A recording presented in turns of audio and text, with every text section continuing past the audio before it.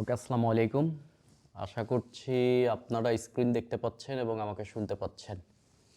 Already অনেকেই hand raise করে রেখেছেন। আমি শুরুতে দুইজনের সাথে কথা বলি, দেন আবার আপনাদের সাথে আলাপ আলোচনা করব।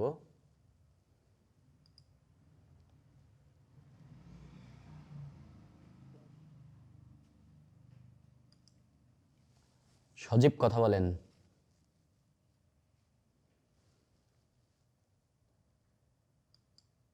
আসসালামু আলাইকুম ভাই। ওয়ালাইকুম আসসালাম। ভাই আমার কোশ্চেনটা আপনার লাস্ট ক্লাস বিষয়ক। লাস্ট ক্লাসে আমরা জেনেভা কনভেনশন করছিলাম। হুম। তো আজকের হট টপিক যেটা আসলে ওই পাকিস্তানি এই বাহিনী শুরুতেই দেখেন, আমরা আসলে বাংলাদেশের এইগুলো মধ্যে। পড়বো না। আপনি যেটা দেখতে পাচ্ছেন আপনার কোশ্চেন বুঝছি, আরেকজনের সাথে কথা বলি। আহ, বুলবুল মোল্লা, কথা বলেন। আসসালামু আলাইকুম ভাইয়া। ওয়ালাইকুম আসসালাম। ভাইয়া আমার প্রশ্নটা হচ্ছে মানে বাংলাদেশ স্বাধীন হওয়ার পরে বাংলাদেশীদের কাছে যে পাকিস্তানি মুদ্রাটা ছিল এটার এক্সচেঞ্জটা কিভাবে হয়েছিল বা এটার এক্সচেঞ্জ সিস্টেমটা কি? ওকে, আর একটা ভালো কোশ্চেন করেছেন। এটা আমি আপনাদেরকে আরেকদিন করি, কেননা আমার কাছে স্পেসিফিক দেশে আসলে কি পরিমাণ মুদ্রা মজুদ ছিল এখন আসলে কথা বললে সেটা মানে খুব একটা রেফারেন্স ছাড়া কথা হয়ে যাবে। নেক্সট ক্লাসে আমরা এটা ক্লিয়ার করব আর কি। আপনি আমাকে একটা হ্যাঁ। মেইল দিয়ে রাখেন তো এই কোশ্চেনটা, আমি তাহলে স্পেসিফিক ডেটা সহ বাংলাদেশের কি পরিমাণ তখন রিজার্ভ ছিল আমাদের এইখানে এবং জি কি ভাইয়া। পরিমাণ মুদ্রা ছিল সেটার স্পেসিফিক ডেটা সহ আপনাকে বলবো না। রাফি, কথা বলেন। সালামালাইকুম ভাইয়া। ওয়ালাইকুম আসসালাম। হ্যাঁ, বেশ কয়েকটা প্রশ্ন ভাইয়া। প্রথম প্রশ্নটা হচ্ছে ভাইয়া, আপনি রিটেনের সময় ভাইয়া পেপারটা কিভাবে পড়তেন, হুম। মানে পেপারটা কিভাবে পড়তেন এবং কোন কোন পেপার পড়তেন, এবং হচ্ছে আপনি কি পেপারের ছাড়াও কি আপনি ধরেন বাজারে যে এডিটোরিয়াল গুলো পাওয়া যায় সম্পাদকীয়, সেগুলো কি কালেক্ট করে না পড়তেন? না, আর সম্পাদকীয়গুলো আমি কালেক্ট করতাম না, কেননা আমার কাছে মনে হয়েছে যে এই সম্পাদকগুলো কালেক্ট করার পর আমার আমার ব্যক্তিগত মতামত আর কি, সম্পাদকীয়গুলো বা এই অ্যানালাইসিসগুলো, সম্পাদকীয় এই শব্দটা ব্যবহার করতে আমি একবারেই নারাজ, কেননা এটা এক প্রকার অ্যানালাইসিস। কেননা সব সম্পাদকীয়ই আমাদেরকে পড়তে হবে না, স্পেসিফিক কিছু জিনিসগুলো আমাদেরকে পড়তে হবে। তবে এইটা পড়ার ক্ষেত্রে ওই বাজার থেকে বই আনলে ওই গুরুত্বটা আসলে আসে না, যেটা আমার দৃষ্টিতে মনে হয়েছে। তো আমি একটাই পত্রিকা পড়তাম, আমার পত্রিকাটা ছিল ডেইলি স্টার তখন।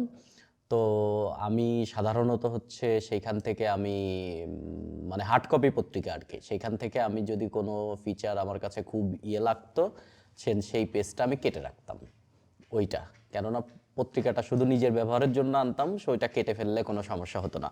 সো যারা হলের পত্রিকা পড়েন তারা তো আর কাটতে পারবেন না, সেক্ষেত্রে আপনি ছবি তুলে নিলেন, দেন প্রয়োজনে প্রিন্ট করে নিলেন, ওইটা এটা করতে পারেন।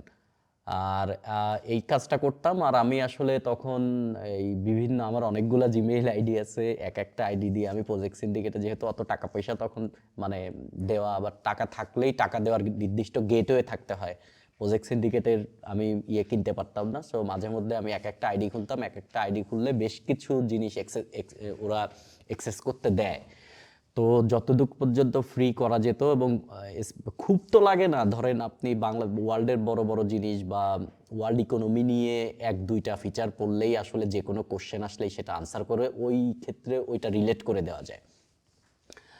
প্রজেক্ট সিন্ডিকেটে সাধারণত আমি ব্রহ্মা সিলানি নামক একজন ইন্ডিয়ান রাইটার আছে, তাকে আমি তার লেখা খুবই ভালো এবং আমি তার লেখা পড়তাম। এবং আমি রিটেনে এরকম অনেক সাবজেক্টে আমি লিখেছি প্রজেক্ট সিন্ডিকেটে ব্রহ্মা সিলানি। আসলে ব্রহ্মা সিলানি ওইটা নিয়ে বলছে কিনা আমি জানি না, তার ব্রহ্মা সিলানিকে আমি টেনে নিয়ে এসে ওইখানে কিছু মতামত দিয়ে দিতাম আর কি, আমার মতন করে। আশা করি বুঝতে পেরেছেন। আপনার আর কোনো কোশ্চেন আছে? কি ভাই, আর আর লাস্ট প্রশ্নটা হচ্ছে ভাই, আপনি ইংলিশ ট্রান্সলেশনটা কিভাবে প্র্যাকটিস করতেন এবং ইংলিশ এর সোর্স কি? ট্রান্সলেশনের আমি তেমন কোনোই প্র্যাকটিস করি নাই। আমি সংবিধান পড়েছিলাম, সংবিধান থেকেই প্র্যাকটিস করতাম। আমি সংবিধান এপাশে বাংলা পড়তাম, ওইখানে পড়তাম। স্পেসিফিক যে একবারে সেন্টেন্স টু সেন্টেন্স অনুবাদ করতে হয় বা ওয়ার্ড টু ওয়ার্ড করতে হয়, ব্যাপারটা তা না। অনুবাদ হচ্ছে ভাবানুবাদ। সো আপনি যা বুঝবেন তাই লিখবেন। ধরেন আমাদের প্রচলিত বাজারের যে বইগুলা বা ভিডিওগুলা দেখি, তারা বলছে যে এইটা ভার্ব, এইটা এই, এইটা সেই, এইটা এই করছে সেই করছে, দেন এইটা আমি এখানে পুট করব। এটাতে না আমি নারাজ একবারে। এটা একবারে এইরকম অনুবাদ না যে আপনাকে পুরা সেন্টেন্সটা হুবহু আপনাকে ইজ আর কি কোথায় বলছে সেগুলা বলতে হবে। আপনি ওই সেন্টেন্সটা পড়ে কি বুঝতেছেন আপনি ওইটা আপনার ভাষায় লিখবেন, ঠিক আছে? এটা হচ্ছে সোজা সাপটা কথা, ঠিক আছে? আমি যত ভিডিও দেখেছি ট্রান্সলেশনের আমার কাছে মনে হয়েছে যে এটা এরকম না। আমার আমার দৃষ্টিতে ট্রান্সলেশন বড় আসে। আমি যেহেতু পত্রিকা পড়তে পড়তে আপনি এরকম ফিচার পড়তে পড়তে আপনি অনেক বেশি অভ্যস্ত হয়ে যাবেন এই রান টাইমে। রোজ পড়তে বলেছি আপনাদেরকে আমি, এবং রোজ সেই অনুপাতে আপনাদেরকে আমি ইংরেজি লিখতে বলেছি। সো আপনারা তো রোজ পড়বেন, সো পড়তে পড়তে একটা আর্টিকেল পড়তে আপনার খুব একটা বেশি টাইম লাগবে না। যে ট্রান্সলেশন আসবে ওইটাও এক প্রকারের আর্টিকেল। আপনি প্রথম শ্যালো একটা রিডিং দিয়ে নেবেন একটা, তাহলে বুঝলেন যে আচ্ছা এই জিনিস আসতেছে। সো আপনি এরপরে অনুবাদ শুরু করবেন। অনুবাদটা হচ্ছে আপনি একটা সেন্টেন্স পড়ার পরে ওই সেন্টেন্স সম্পর্কে আপনি যা বুঝলেন তাই। আমার কাছে ভাই সোজা সাপটা বক্তব্য, ঠিক আছে? আমি অনুবাদের ক্ষেত্রে জাহাঙ্গীরনগর বিশ্ববিদ্যালয়ের একটা অনুবাদ আসছিল বোধহয় হচ্ছে এই যে সংসপ্তক নিয়ে। এই সংসপ্তক বানানে আমি এর জায়গাও লিখেছি। আমি স্কাল্পচার পারি নাই, সেটাকে আমি মনুমেন্ট লিখেছি। অতিথি পাখি বা মাইগ্রেন্ট বার্ড আমি পারি নাই, সেইখানে আমি গেস্ট বার্ড লিখেছি। এত বেশি প্রভাব পড়ে না আমার মনে হয় আর কি। আমরা বেশি সিরিয়াসলি নিয়ে ফেলি, মেইন বক্তব্যে ফোকাস করতে গিয়ে পারি না। আমরা হচ্ছে ওই ছোটোখাটো কোনটা কি এই নিয়ে পড়ে থাকি, এইরকম না। আপনার বক্তব্য নিট অ্যান্ড ক্লিন হবে, আপনার অনুবাদটা নিট অ্যান্ড ক্লিন হবে। সেটা ভাব অনুবাদ না করলে আপনি বুঝবেন না। আপনি বিভিন্ন অনুবাদ দেখেন না, অনুবাদ পড়লেই কিন্তু হয় না। অনুবাদ হুবহু অনুবাদ করলে বাংলা ইংলিশ ভাষায় সে যে মিনটা করছে বাংলা ভাষায় সেই মিনটা নাও করতে পারে সে। তো আমি আর লাস্ট একটা প্রশ্ন ভাই, বলেন। লাস্ট প্রশ্ন হচ্ছে ভাই, আপনি যে পজিশনটা করছেন ভাই, এই পজিশনে আপনার মানে কি মনে হয় আপনি ইংলিশে কত পেতে পারেন? মানে আপনার ইংলিশে মার্কসটা ভাই কত? আমি ইংলিশে রচনা লিখছিলাম 3 পেজ মতন।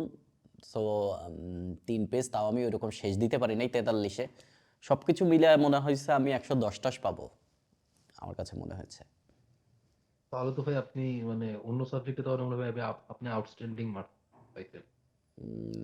এটা তো আপনার করতেই হবে। আপনার ধরেন আমি ইংরেজিতে ধরেন ওইরকম খুব ভালো আমি এটা বলবো না, বাট আমি সব কিছুতে বুঝি ভাই মার্ক কত খুব মার্কস পেলে আসলে এটা মানে কম মানে বেটার বা সেফ জোন? এই এই সমস্ত চিন্তাই করা যাবে না, ঠিক আছে? আপনি ম্যাক্সিমাম ইয়ে দিবেন, ঠিক আছে? আপনার টার্গেট থাকবে 600+।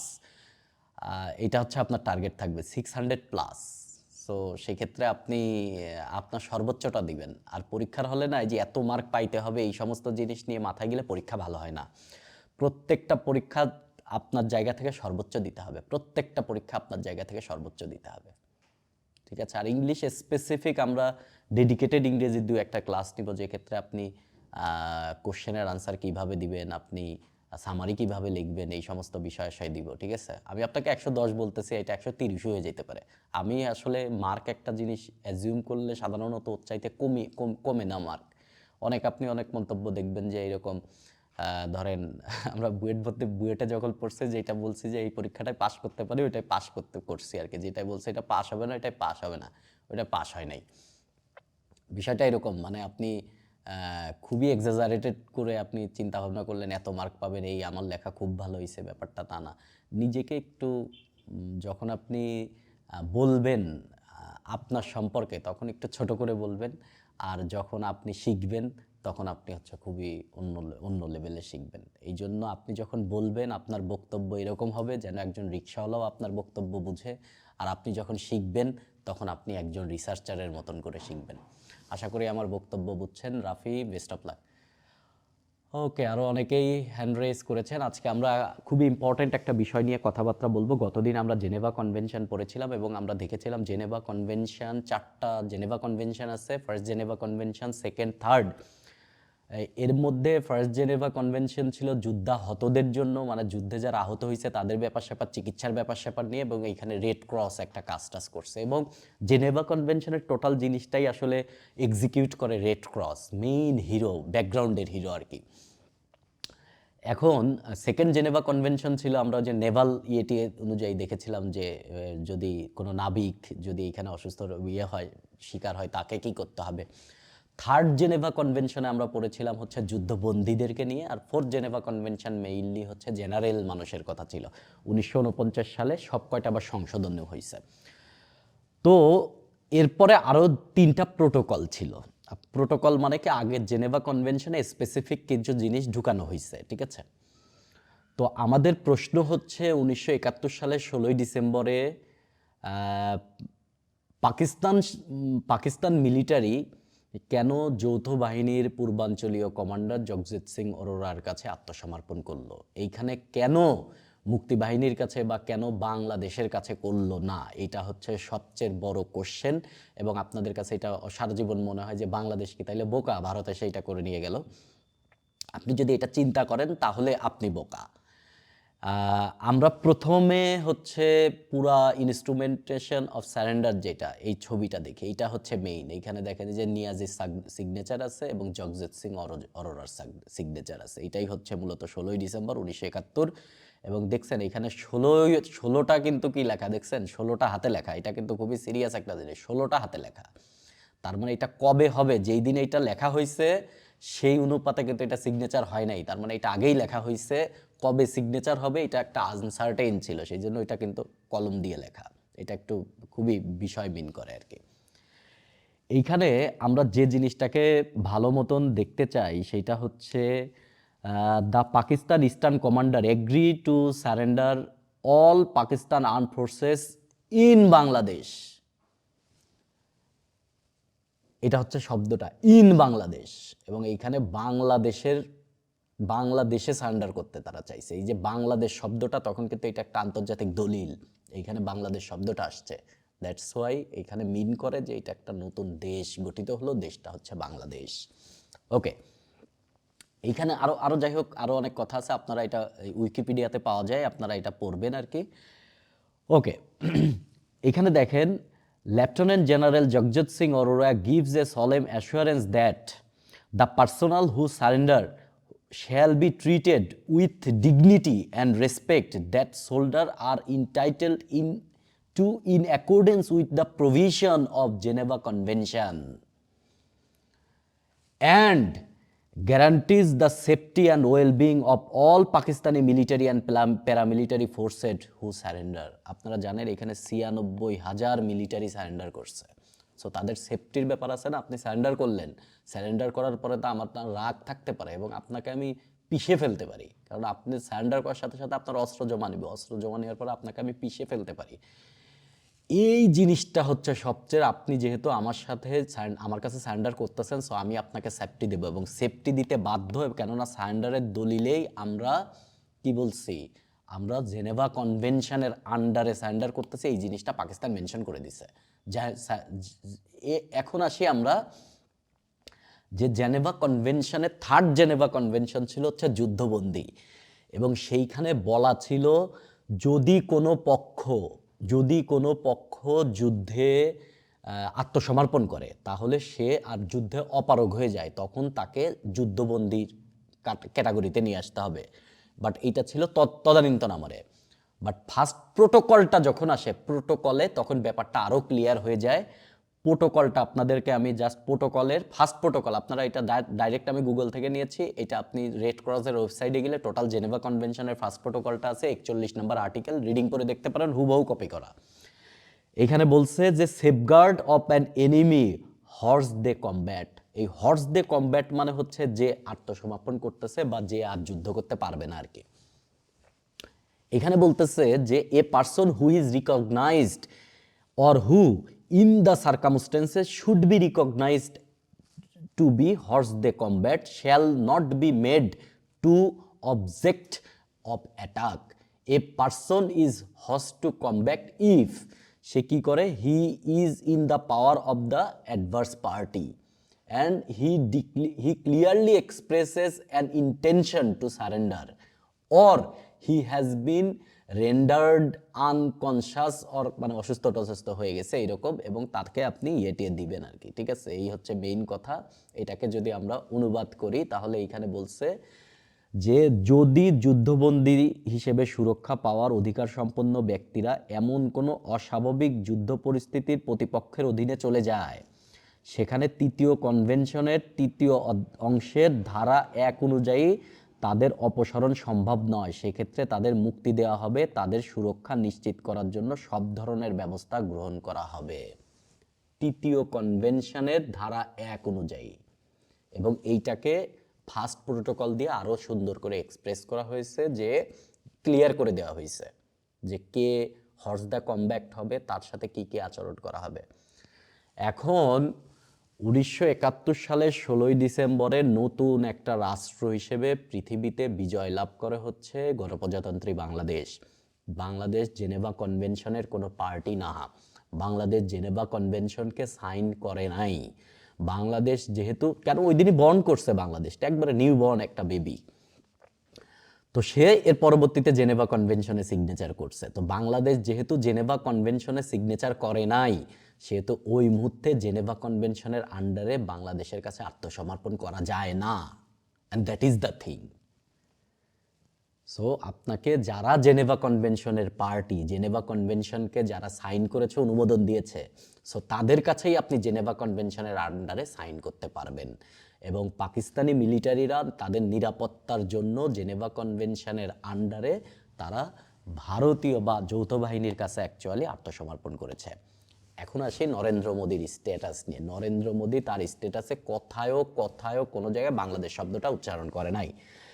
আমি ফেসবুকে এরকম ভাইরাল স্ট্যাটাস দেখলাম যে 3টা নাকি আত্মসমর্পণের দলিল, এরা আর 2টা কোথায় পায় আমি জানি না, আত্মসমর্পণের দলিল একটাই, এবং এইখানে জেনেভা কনভেনশনের আন্ডারে সিগনেচার হয়েছে, একটা অমুকের সাথে হয়েছে, একটা তমুকের সাথে হয়েছে, এই সমস্ত বিষয়গুলো আলাদা জিনিস, ওইটা আলাদা চুক্তি হতে পারে, বাট আত্মসমর্পণের দলিল না। আত্মসমর্পণের দলিল একটাই, এবং এই দলিলটা যেটা দেখালাম আপনাদের, এটা উইকিপিডিয়াতে পাওয়া যায় বা গুগলে আপনি দেখতে পারবেন, বাংলাদেশের বিভিন্ন আর্কাইভে এই জিনিসটা আছে।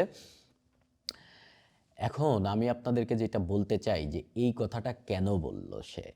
আপনারা এই গাজী নিয়ে ইন্ডিয়ান একটা সিনেমা আছে বোধহয়, এরকম গাজী বা সামথিং আর কি। আচ্ছা, আমরা একটা ওয়ার্ল্ড ম্যাপ ওপেন করার ট্রাই করি, তাহলে আপনাদের জন্য সুবিধা হবে জিনিসটা।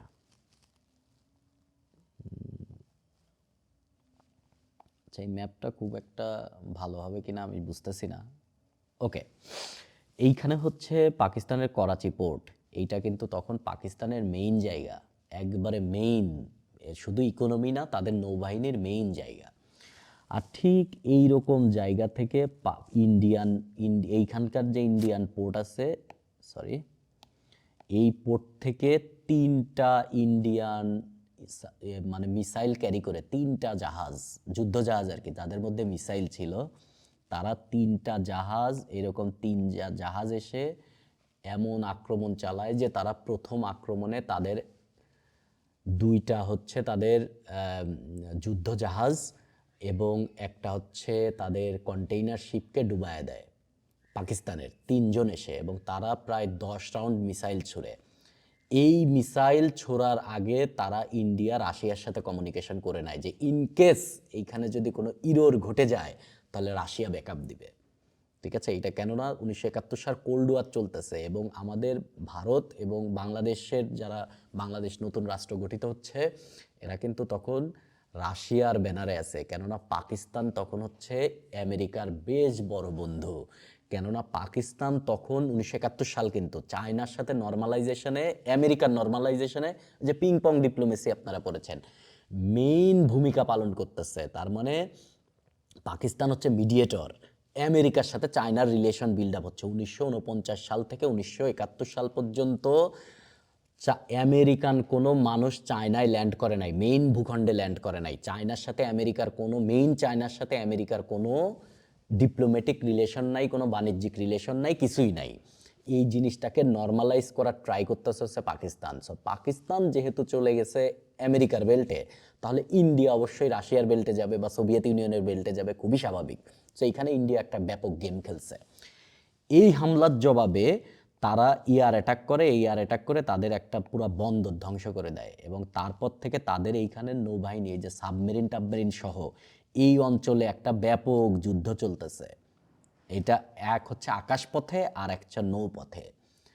আপনার কি মনে হয় যে পাকিস্তানের নৌবাহিনীর অবস্থা কি এতই খারাপ ছিল যে তারা করাচি বন্দর থেকে তাদের মিলিটারিকে সাহায্য করার জন্য বাংলাদেশ আসতে পারলো না?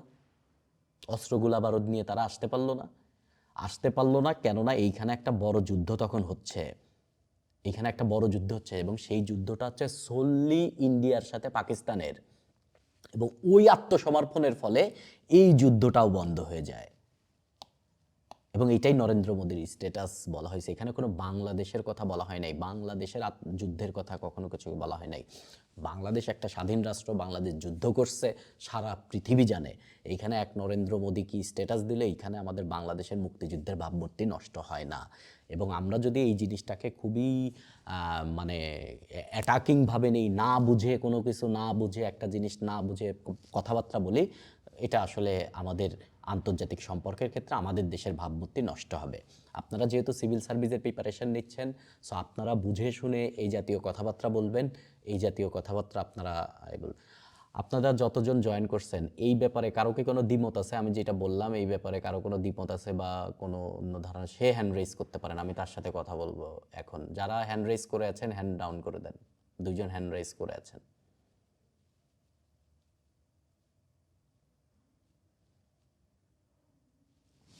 ফজলে রাব্বি কথা বলেন। আসসালামু আলাইকুম ভাই। ওয়ালাইকুম আসসালাম। ভাই তো যে নরেন্দ্র মোদী যে দিল এটা হলো 16 ডিসেম্বর। হুম। আপনি যে বললেন যে হচ্ছে পাকিস্তানের সাথে ইন্ডিয়ার যুদ্ধটা, ওটাও কি 16 ওই ডিসেম্বরেই? 16 ডিসেম্বরেই শেষ হয়। ওইটাও 16 ডিসেম্বরে শুরু, এবং ওইটা শুরু হয় মূলত উত্তেজনা শুরু হয় 2 ডিসেম্বর থেকে, ভালো মতন যুদ্ধ শুরু হয় 3 ডিসেম্বর থেকে। এবং ওই যে ওইটাই কি operation Genghis Khan? Operation Genghis খানের একটা part, not full operation Genghis Khan, operation Genghis thank খানের ইউ একটা ভাই। পার্ট। ঠিক আছে, থ্যাংক ইউ ভাই। ওকে। কথা বলেন হচ্ছে অন্তরা।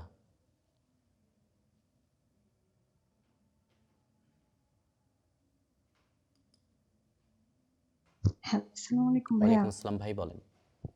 ভাইয়া আমি আপনার কথার সাথে একটু অ্যাড করতে চাচ্ছি, সেটা বাংলাদেশ ইস্যুতে না, আপনি ওই যে হর্সটি কমব্যাট সম্পর্কে বললেন না, হুম হুম হুম।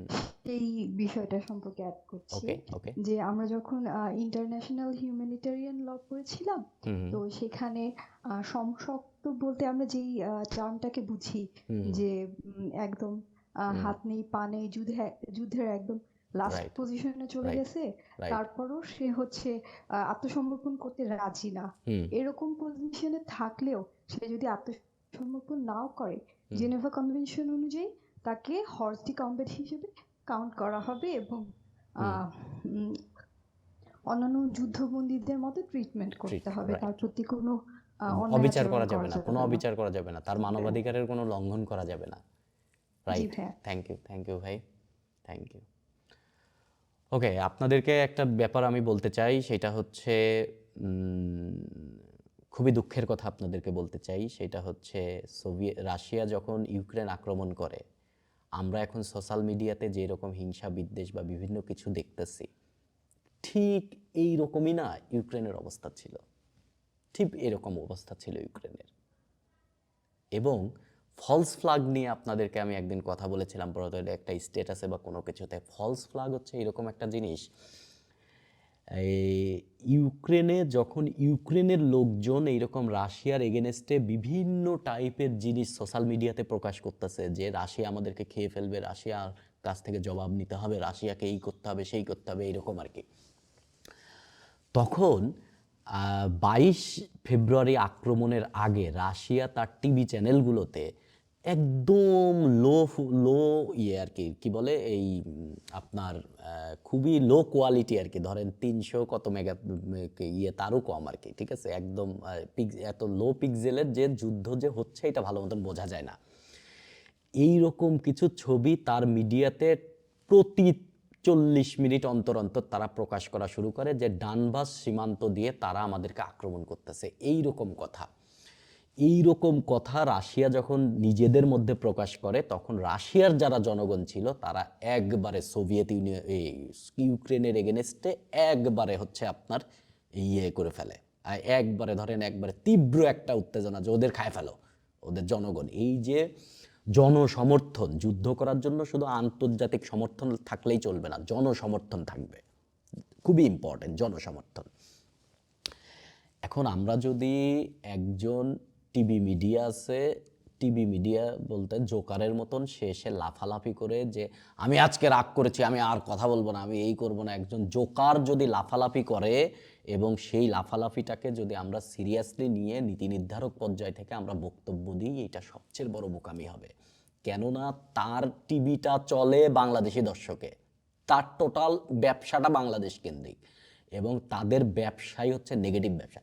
ও ইন্ডিয়ার ফ্রন্টলাইনের কোনো টিভি চ্যানেল? ওর কথা আপনি তো শুনলেন এই 2 দিন আগ থেকে, ওর কথাই আপনি শুনলেন 2 দিন আগ থেকে। সো আপনি যেহেতু যেদিন থেকে আপনি শুনলেন ওর কথা, সেদিন থেকে আপনি ওর কথা প্রচার করলেন, ব্যবসায় ফুলে ফেঁপে উঠল এবং ওর এখন যে পরিমাণ ভিউয়ার, এই পরিমাণ ভিউয়ার ও জীবনের স্বপ্নেও চিন্তা করে নাই। সো এটা হচ্ছে ওর টপ হিট প্রোগ্রাম, যেটা দেখে বাঙালিরা।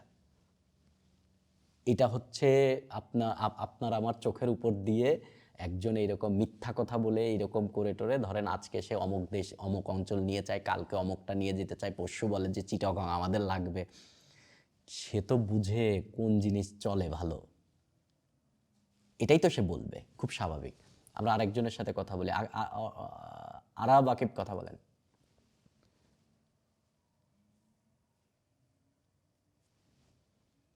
আসসালামু আলাইকুম ভাই। ওয়ালাইকুম আসসালাম ভাই, বলেন। ভাইয়া, এই যে আপনি বলছেন 16 ডিসেম্বর নিয়ে হচ্ছে নরেন্দ্র মোদী পোস্ট দিল এই ভারত পাকিস্তানের এই যুদ্ধটা নিয়ে বন্দরের মধ্যে। হুম তো এই যে আমাদের উপদেষ্টা আসিফ নজরুল স্যার, তো উনি এই ওনার নরেন্দ্র মোদী পোস্টের স্ক্রিনশটটা নিয়ে কেন শেয়ার করছে, এই তীব্র বিষয়ে আমি প্রতিবাদ কোনো করছে। মতামত দিতে চাই না ভাই, এই বিষয়ে আমি কোনো মতামত দিতে চাই না। আমরা মানে অনেক আলোচনা করেছি, এর মধ্যে আপনি আশা করি বুঝতে পেরেছেন যে আমি কি বক্তব্য দিয়েছি। ঠিক আছে, এইটা নিয়ে আমি একবারেই কথা বলতে চাই না। কেন কথা বলতে চাই না আপনারা খুব ভালো মতন জানেন। সো আমাদের পররাষ্ট্র মন্ত্রণালয় এই বিষয়ে কোনো কিছু বলে নাই, সো আমরা সেই বিষয়ের দিকে খেয়াল রাখবো আর কি। ঠিক আছে, আমরা আরেকজনের সাথে কথা বলতে চাই, সেটা হচ্ছে আরাফাত, কথা বলেন। ভাই আসসালামু আলাইকুম। ওয়ালাইকুম আসসালাম। ভাই আপনি একটু আগে মানে একটা পয়েন্ট বলতেছিলেন যে রাশিয়া ইউক্রেনে আক্রমণ করার এই শব্দটার নাম মানে ফলস ফ্ল্যাগ। এই শব্দটা খুবই ফলস ফ্ল্যাগ। ইম্পর্ট্যান্ট, খুবই ইম্পর্ট্যান্ট। জি আপনারা যখন এই জিনিস ব্যাখ্যা করবেন, বারবার ব্যবহার করবেন এবং রিটেনে গিয়ে ভারত বাংলাদেশের মধ্যকার উত্তেজনার ভেতরে এই পয়েন্টটা সবাই নিয়ে আসবেন যে আন্তর্জাতিক সম্পর্কের ফলস ফ্ল্যাগ আমরা ইন্ডিয়া এই জিনিস আমাদের কাছে ব্যবহার করতে পারে। সো আমাদের সোশ্যাল মিডিয়া এবং আমাদের বক্তব্য দেওয়ার ক্ষেত্রে এই সমস্ত জিনিসকে আমাদের নজরদারিতে রাখতে হবে, যেন আমাদের কোনো জিনিসকে আরও এক্সাজারেটেড করে সেটাকে ফলস ফ্ল্যাগ হিসেবে তারা ব্যবহার করে আমাদেরকে ইনভেট করে না করে। আর তো কিছু ভাই যেটা বলবেন? বলতেছিলাম যে হ্যাঁ, ইন্ডিয়া তো মানে এরকম কিছু একটাই প্ল্যান করতেছিল, যতটুকু আমরা মানে আমরা দেখতেছি কিছুই বা জানি না অনেকে ভাই, আমরা ধারণা করি। আমরা ঠিক আছে, জানি না। আমরা হ্যাঁ, ধারণা ধারণা করতে পারি করতেছি। এবং আমি আপনি ধারণা করতে পারি না। আমাদের গোয়েন্দা সংস্থা যদি সেটা নিয়ে ধারণা করে, সেটা আমি আপনি খুবই নর্মাল মানুষ, আমরা জি জি ধারণা জি করতে তো পারি আমার না। কথাটা হলো যে ভাই এই যুগে এসে মানে এই সময়টাতে এসে যেখানে ভাই সেই জেনেভা কনভেনশন থেকে শুরু করে আরো এখানে আরো জাতিসংঘের অনেক কিছু আছে, আরো অন্যান্য আছে মানবাধিকার। এই যুগে এসেও কি এখন এরকম ভাবে মানে রাশিয়া যেহেতু করছে হুম ইউক্রেনকে কোনো একটা ভাবে, কারণ রাশিয়া অনেক বড় একটাই, হুম সেটাতে জাতিসংঘে সে ভেটোও দিতে পারে, এরকম একটা হুম ক্ষমতা আছে। হুম ইন্ডিয়াও কি এমন কি কোনো কিছু করার ক্ষমতা রাখে বা এমন কিছু করার কি সম্ভাবনা ইন্ডিয়ার আছে? একটা সবচেয়ে বড় পাওয়ার, আমি বারবার ইন্ডিয়ার পাওয়ার বলি, ইন্ডিয়ার পাওয়ার পারমাণবিক শক্তি না, ইন্ডিয়ার পাওয়ার কোনো কিছু না। ইন্ডিয়ার সবচেয়ে বড় পাওয়ার মার্কেট, মার্কেট 140 কোটি মানুষের মার্কেট। আপনি ওইখানে একটা পানির বোতল বেচলেও আপনার কাস্টমার 140 কোটি, এটা মাথায় রাখতে হবে আপনার। ইন্ডিয়া দেখেন, এই যে আপনার নরেন্দ্র মোদী আন্তর্জাতিক জায়গাতে গিয়ে, বড় বড় জায়গাতে গিয়ে বলে আমার দেশে ব্যবসা করতে হলে আমার দেশে এসে তোমাকে প্রোডাকশন করতে হবে। এখন এই যে চড়া কথা বলা, এই চড়া কথার ব্যাকগ্রাউন্ডের পাওয়ার কি? জনগণ, মার্কেট। এবং চায়নার সাথে যত বেশি উত্তেজনা হবে পশ্চিমাদের, যত উত্তেজনা হবে ইন্ডিয়া তত বেশি লাভবান হবে। এবং ইন্ডিয়া, আপনি কি শুনলে অবাক হবেন যে টাটার একটা অঙ্গ প্রতিষ্ঠান পরীক্ষামূলকভাবে কিন্তু গত 2-3 বছর যাবত ধরে আইফোন অ্যাসেম্বল করতেছে। আচ্ছা আচ্ছা। এটা এটা একটা বড় থিং আর কি। ঠিক আছে, এবং টেসলা ইন্ডিয়াতে প্রোডাকশনে আসতে পারে। সো এটা বড় থিং কিন্তু। কিন্তু আপনি কি আইফোনের অ্যাপেলের ইয়েকে আপনি ভুটানে নিয়ে আসতে পারবেন? না ওরা তো পাকিস্তানে আসবে নিয়ে না। আসতে পারবেন, আফগানিস্তানে নিয়ে আসতে পারবেন। আচ্ছা ওরা আচ্ছা জানে যে আমি যদি এইখানে অ্যাসেম্বল করি তাহলে আমার মিনিমাম 5 মিলিয়ন ইউনিট এই দেশেই বিক্রি হবে। That is the thing. বিশাল পাওয়ার এইটা ভাই, এই পাওয়ার বর্তমান সময় একটা অন্য রকম পাওয়ার ভাই। এবং আপনি সেই জন্য একটা জিনিস মাথায় রাখবেন যে ডাইরেক্ট কনফ্লিক্ট রাশিয়ার সাথে আমেরিকার হওয়া আর চায়নার সাথে আমেরিকা হওয়া কিন্তু বিশাল ব্যাপার। আর আপনি ওদের যতই বলেন আইন করে তাইওয়ানকে ইয়ে করবে, স্বার্থ যতদিন আছে ততদিন, স্বার্থের পরে আর কোনো কথাবার্তা নাই। জর্জিয়া একটা দেশ বাদ হয়ে গেল, বাদ হয়ে গেল বলতে তার ইকোনমির অবস্থা এত খারাপ। আপনি জর্জিয়া নিয়ে দুই একটা রিপোর্ট দেখেন যে জর্জিয়ার অবস্থাটা কি আসলে, জর্জিয়ার অবস্থাটা কি। একটা নেতৃত্ব একটা দেশকে কোথা থেকে কোথায় নিতে পারে। সিঙ্গাপুর নিয়ে আপনাদের নেক্সট পরবর্তী একটা পার্ট দিব না, আপনারা বুঝবেন যে একটা নেতৃত্ব দেশটাকে নিয়ে কোথা থেকে কোথায় নিয়ে যেতে পারে। 500 মাথাপিছু 500 জিডিপি থেকে 30 বছর দেশটারে শাসন করছে, অনেকে বলছে ডিক্টেটর, বাট 14,000 মাথাপিছু জিডিপি রেখে তারপরে গেছে। এটা আপনাদের সাথে কথাবার্তা বলবো। ওকে, এই বিষয় নিয়ে আমি আসলে অনেকের সাথে কথা বললাম শুধুমাত্র এই জন্য যে আমি কিন্তু কোনো মতাদর্শকে ইয়ে করতে চাচ্ছি না, ঠিক আছে। আপনাদের কাছে আমি একটা জিনিস বললাম যে কোনো উত্তেজনাই একটা দেশের আর আমাদের অর্থনীতির অবস্থা এখন কোনোভাবে উত্তেজনার মতন নাই ভাই। উত্তেজনা করার মতন অর্থনীতি আমাদের না এখন। আমাদের অর্থনীতিটাকে আগে স্টেবল করতে হবে। এই সবচেয়ে বড় যুদ্ধ করতে হবে আমাদের অর্থনীতিকে স্টেবল করার জন্য। এটা খুবই বড় বিষয় আর কি। ওকে, আপনাদের সাথে আমি আজকে কথা বলবো হচ্ছে যারা প্রিলিমিনারি দিবেন তাদের উদ্দেশ্যে হচ্ছে আমি বলবো যে আপনি আলাপ আলোচনা শোনেন এবং আজকের আলোচনা থেকে আপনি বোঝার ট্রাই করেন রিটেনের প্রিপারেশনটা আসলে কেমন, এবং এইখান থেকে কিছু জ্ঞান আপনি পাবেন যে জ্ঞানটা আপনার বাংলাদেশ বিষয়বলী সম্পর্কে চিন্তা করতে সাহায্য করবে আর কি। আজকের লেকচারটাকে আমরা দুইটা পার্টে ভাগ করব। একটা পার্টে হচ্ছে আমি আমার নোট আপনাকে দেখাবো, আর সেকেন্ড পার্টে গিয়ে হচ্ছে আমি আপনাদেরকে ডাইরেক্ট যে বাংলাদেশ বিষয়বলী রিটেনের যে বইটা আপনাদের বলেছি সেই বইয়ের ছবি আপনাদেরকে আমি দেখাবো, এবং আপনি বুঝবেন যে অ্যাকচুয়ালি কিভাবে প্রিপারেশনটা নিতে হয়। এবং আজকের লেকচারটা হচ্ছে বাংলাদেশ বিষয়বলীর একটা চ্যাপ্টার রিটেনের প্রিপারেশন নেওয়ার মেইন হচ্ছে এটা ইন্ডিকেটর হিসেবে কাজ করবে। ইন ফিউচারে প্রত্যেকটা চ্যাপ্টারে আপনি এই বেসিসে পড়বেন, ঠিক আছে, এই বেসিসে আপনি পড়বেন। ওকে, সবসময় মাথায় রাখবেন যে যে কোনো একটা টপিক পড়তে গেলে ওই টপিকের পক্ষে এবং বিপক্ষে দুই মতই আপনার জানা লাগবে। পরীক্ষায় যখন আপনি পজিটিভলি লিখবেন একটা জিনিসকে, বাট উপসংহারে গিয়ে আপনাকে কিছু লিখতে হবে যে এই বিষয়ে আবার এইরকমও অনেকে মনে করেন, সেই অনেকের মধ্যে দুই একজনের নাম বলে দিতে পারলে সবচেয়ে ভালো আর কি। সুশীল সমাজ বর্তমান আলাপ আলোচনার মধ্যে খুবই ইম্পর্টেন্ট, এবং আমরা গল্পে গল্পে বহু কথা বলি যে তো সুশীল সমাজ। সুশীল সমাজকে যদি আমরা ডিফাইন করতে চাই তাহলে সুশীল সমাজ কতগুলা মানুষ হতে পারে, একটা প্রতিষ্ঠান হতে পারে, একটা সামাজিক উদ্যোগ হতে পারে, কত একটা সমবায় হতে পারে, যারা মেইনলি রাজনীতি করে না কিন্তু তারা রাজনীতির বা নীতি নির্ধারকের পর্যায়ে তারা প্রভাব বিস্তার করায় এবং যেখানে বলছে তাদের মেইন প্রভাবটাই থাকে। সুশীল সমাজের মেইন কথাটাই হচ্ছে জনকল্যাণ, জনগণের অধিকার, মানবাধিকার, মৌলিক অধিকার যেন ঠিক থাকে, কোনো পলিসিতে যেন মানবাধিকার মৌলিক অধিকারের কোনো ক্ষয়ক্ষতি না হয়, এই জিনিসটা দেখার জন্য তারা 500 চাপ ক্রিয়েট করে। যেমন সুশীল সমাজের একটা বড় পার্ট হচ্ছে ধরেন আন্তর্জাতিক পর্যায়ে একটা সুশীল সমাজ হতে পারে ওয়ার্ল্ড ব্যাংক। একই সাথে এই অধ্যায়ের ম্যাক্সিমাম জিনিসই হচ্ছে একটার সাথে রিলেটেড। অধ্যায়ের নাম কি? অধ্যায়ের নামই হচ্ছে অআনুষ্ঠানিক প্রতিষ্ঠানসমূহ। এরা আনুষ্ঠানিক না, মানে একবারে সরকারি কোনো প্রতিষ্ঠান না। সুশীল সমাজ, আর্থগোষ্ঠী এবং মানে স্বার্থান্বেষী গোষ্ঠী এবং এনজিও হিসেবেও আমরা যারা খুব ক্লিয়ার জানেন না তারাও দেখবেন এনজিওর মেইন ডেফিনেশন যা, আর আমরা যেভাবে এনজিও চিনি এনজিও আসলে তা না। এই সুশীল সমাজ ধারণাটা বহু পুরানো, সেই গ্রিক আমলে, এবং সুশীল সমাজ সম্পর্কে অ্যারিস্টটলই মত দিয়েছিলেন যে সুশীল সমাজ হলো এমন একটি সংগঠন যেখানে নাগরিকরা সক্রিয়ভাবে রাজনৈতিক জীবনে অংশগ্রহণ করে এবং নীতিবান কর্মকাণ্ডের মাধ্যমে রাষ্ট্র গঠনের জন্য কাজ করে। বাট এরা রাজনৈতিক দল না, বাট এরা রাজনীতিতে অংশগ্রহণ করে কেমন? যেমন টিআইবি বা ট্রান্সপারেন্সি ইন্টারন্যাশনাল বাংলাদেশ, এরা কিন্তু রাজনৈতিক দল না, কিন্তু এরা দুর্নীতি নিয়ে প্রচুর কাজকর্ম করে এরা সরকারকে প্রভাবিত করে যেন পজিটিভ হয় আর কি। জন লক, এই বাস্তববাদী ওয়ার্ল্ডে জন লক একটা বড় নাম আর কি, এবং জন লক খুবই বড় একটা নাম। জন লক বলছে সুশীল সমাজ হচ্ছে রাষ্ট্রের বাইরে মানুষের সমন্বিত কার্যক্রমের মাধ্যমে অধিকার, স্বাধীনতা এবং নিরাপত্তা রক্ষার জন্য গঠিত। তার মানে মূলত অধিকার, নিরাপত্তা এবং স্বাধীনতা রক্ষার জন্য গঠিত। এরা ব্যক্তির স্বাধীনতাকে সুরক্ষা দেয়। তার মানে কোনো কারণে যদি রাষ্ট্রের কোনো পলিসি হয়, জানেন রাষ্ট্র নিয়ে একটা বিশাল ব্যাপার আছে জানেন, এবং এইটা যাই হোক আমি এটা বলতে চাই না এখন। ওকে, তবে সুশীল সমাজ যে সবসময় পজিটিভ করে তা না, এইখানেও মাঝে মধ্যে যে গতদিন লেকচারের মতন ফ্রেন্ডলি ফায়ার হতে পারে, ভালো করতে গিয়ে খারাপ করে যায়।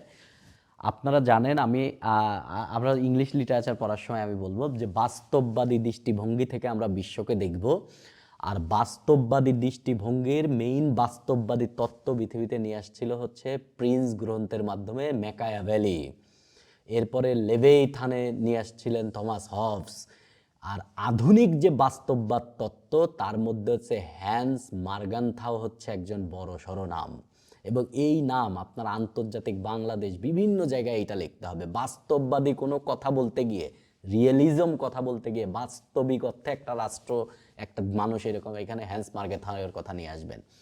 তিনি বলছেন যে সুশীল সমাজ রাজনৈতিক ভূমিকায় সীমাবদ্ধতার দিকে ইঙ্গিত করে দাবি করে, মানে তিনি এটা দাবি করছেন আর কি, এটি প্রায়ই নীতিহীন স্বার্থপরতায় আক্রান্ত হয়। তার মানে আপনি জনগণের কথা বলতে গিয়ে স্বার্থপর হয়ে যান, এতে করে হচ্ছে আপনার ঠিকঠাক মতো সুশীল সমাজের যে দায়িত্ব এটা আপনি পালন করতে পারেন না। এবং নিউ মার্ক্সবাদী যারা আগের মার্ক্সবাদ তত্ত্ব এখন আসলে পৃথিবীতে তেমন চলে না, নিউ মার্ক্সবাদ তত্ত্বরাও এটা মনে করেন যে সুশীল সমাজ আসলে রাষ্ট্রের জন্য খুব একটা ভালো না। ঐতিহাসিকভাবে সুশীল সমাজকে আমরা যদি বিশ্লেষণ করতে চাই, তাহলে সেই অ্যারিস্টটলের আগ থেকেই অ্যাকচুয়ালি সুশীল সমাজ একদম এই নামে ছিল না, বাট সুশীল সমাজ ব্যাপারটা ছিল, বা সিভিল সোসাইটি।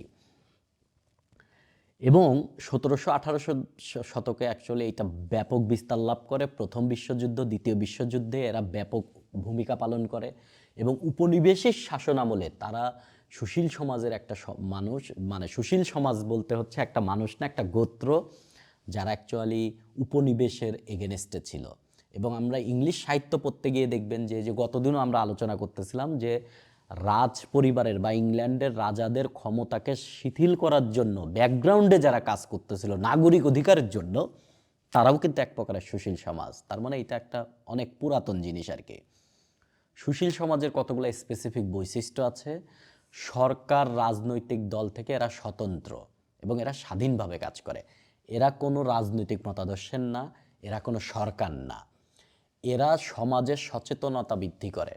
যেমন একটু আগে আমি আপনাদেরকে ধরেন মুক্তিযুদ্ধ নিয়ে কিছু কথাবার্তা বললাম, এইখানে আমি সুশীল সমাজের ভূমিকা পালন করেছি। স্থানীয় বা আন্তর্জাতিক পর্যায়ে তারা কাজ করতে পারে। ধরেন আপনার এলাকায় আপনি করলেন যে আপনার স্কুলের একটা সমিতি করলেন, আপনার স্কুলের প্রাপ্ত স্টুডেন্টরা মিলায় এলাকায় একটা করলেন যে এলাকায় যেন মাদক ব্যবহার না করে মানুষ, এই ব্যাপারে আপনি এলাকায় ক্যাম্পেইন করলেন। এবং কোনো বাচ্চারা যেন স্কুল থেকে ঝরে না পড়ে, এই জন্য তাদেরকে আপনি বিভিন্ন অ্যাক্টিভিটি করেন, স্কুলে যান, কথা বলেন, এই সমস্ত বলেন, তাহলেও আপনি একটা সুশীল সমাজ। আবার আপনি এরকম হতে পারে, ধরেন অক্সফাম বা আপনি এই রেড ক্রসের মতন সারা পৃথিবীতে চলে যান। সো এরা স্থানীয় থেকে আন্তর্জাতিক স্তরে সমাজে সক্রিয় ভূমিকা পালন করে। সুশীল সমাজকে আপনি বড় একটা অংশ হিসেবে দেখতে পারবেন রোহিঙ্গা ক্যাম্পগুলোতে। শুরুর দিকে তারা ব্যাপক বিস্তারে কাজ করতো, এখনও কাজ করে, বাট ফান্ডিংয়ের কারণে ব্যাপারটা একটু কমে গেছে আর কি। এরা মূলত সাম্প্রতি মানবাধিকার এবং ন্যায় বিচারের জন্য কাজ করে। এখানে কোথাও কোনো অন্যায় হলেই তিনি কথা বলবেন, সো তিনিই সুশীল সমাজ আর কি। এদের উদ্দেশ্য কি? এদের মেইন উদ্দেশ্য হচ্ছে জনকল্যাণ, এটা হচ্ছে প্রধান উদ্দেশ্য। আর রাজনৈতিক দলের প্রধান উদ্দেশ্য কি?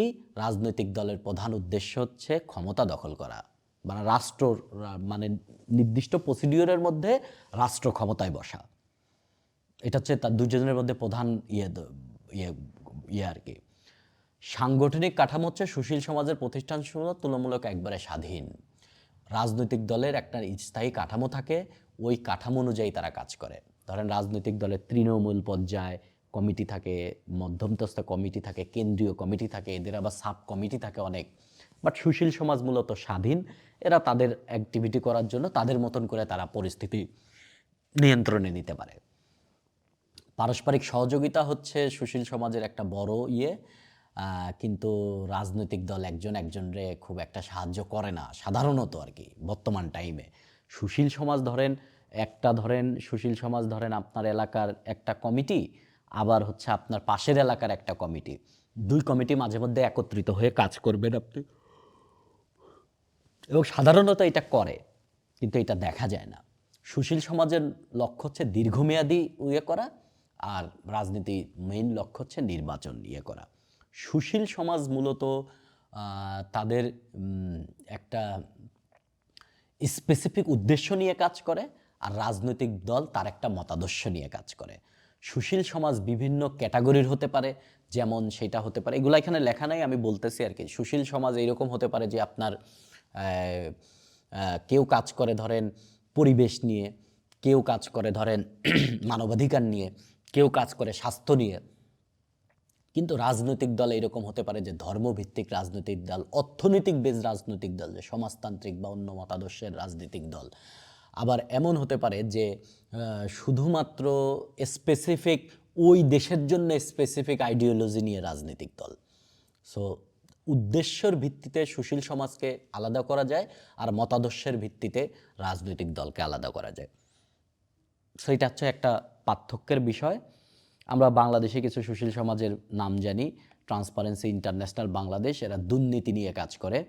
বাংলাদেশ এনজিও ফাউন্ডেশন, অনেক এনজিওগুলোর উন্নয়নে এরা কাজ করে।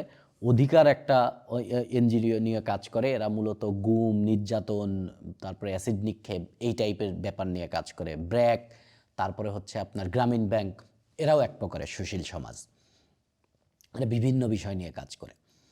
আন্তর্জাতিক বড় বড় যদি সুশীল সমাজের আমরা নাম বলি, অ্যামনেস্টি ইন্টারন্যাশনাল, রেড ক্রস, মুসলমান দেশগুলোতে রেড ক্রিসেন্ট নামে, গ্রিন পিস পরিবেশ নিয়ে কাজ করে, ওয়ার্ল্ড ওয়াইড ফান্ড, এটা হচ্ছে পশু পাখির বন্যপ্রাণী সংরক্ষণ নিয়ে কাজ করে। এতক্ষণ যা বললাম এগুলা বইতেও আছে, বাট এটাকে প্রেসাইজ করে পড়তে হবে। এবং তথ্যসূত্র দিতে গেলে আপনি এই যে ট্রান্সপারেন্সি ইন্টারন্যাশনাল বাংলাদেশের ওয়েবসাইট, আমনেস্টি ইন্টারন্যাশনালের, রেড ক্রসের ওয়েবসাইট, এগুলো আপনি দিয়ে দিবেন। আজকের লেকচারে আমরা যে জিনিসটা হচ্ছে খুবই বোল্ড করে পড়ব, এবং এই অধ্যায়ের এই ব্যাপারটা শুধু এখন যেটা শিখব, এটা শুধু সুশীল সমাজের জন্য না, এটা সুশীল সমাজ, এনজিও এবং বিভিন্ন বাংলাদেশের গণতন্ত্রের অবস্থা কি, এই সমস্ত বিষয় ব্যাখ্যা করতে গেলে আপনি এই চার্ট এবং এই ডেটা ব্যবহার করবেন, ঠিক আছে? ওকে, আমরা যে জিনিসটা শিখবো এটার নাম হচ্ছে ভিডেম প্রজেক্ট। ভিডেম হচ্ছে ভ্যারাইটিস অফ ডেমোক্রেসি। এই ভ্যারাইটিস অফ ডেমোক্রেসি এই জিনিসটা হচ্ছে মূলত সুইডেনের গোথেনবার্গ বিশ্ববিদ্যালয়ের একটা প্রজেক্ট। তারা সারা পৃথিবীর দেশগুলার গণতন্ত্র নিয়ে তারা প্রায় 300টিরও বেশি সূচক নিয়ে কাজ করছে, প্রায় 178টা দেশে নিয়ে তারা একটা রিপোর্ট দেয়। এবং যেই রিপোর্টে তারা হচ্ছে ইন্ডেক্স দেয় যে এইখানে অ্যাকচুয়ালি সোসাইটি পার্টিসিপেশন ইন্ডেক্সটা কি। এবং এই সোসাইটি পার্টিসিপেশন ইন্ডেক্স তারা বলতে গিয়ে তারা যে চার্ট দিয়েছে, একটা হচ্ছে ইন্টারন্যাশনালের সাথে আমরা বাংলাদেশের তুলনা করেছি। আর আপনারা ইন্ডেক্স জানেন 100% মানে হচ্ছে 1, তার মানে 0 থেকে 1-এর মাধ্যমে সাধারণত ইন্ডেক্সগুলো হয়।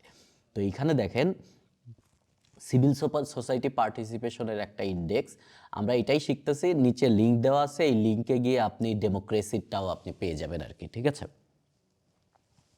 এটা হচ্ছে ওয়ার্ল্ডের এভারেজ। আমরা 2000 সাল থেকে 2021 পর্যন্ত ডেটাই তাদের ওয়েবসাইটে আছে।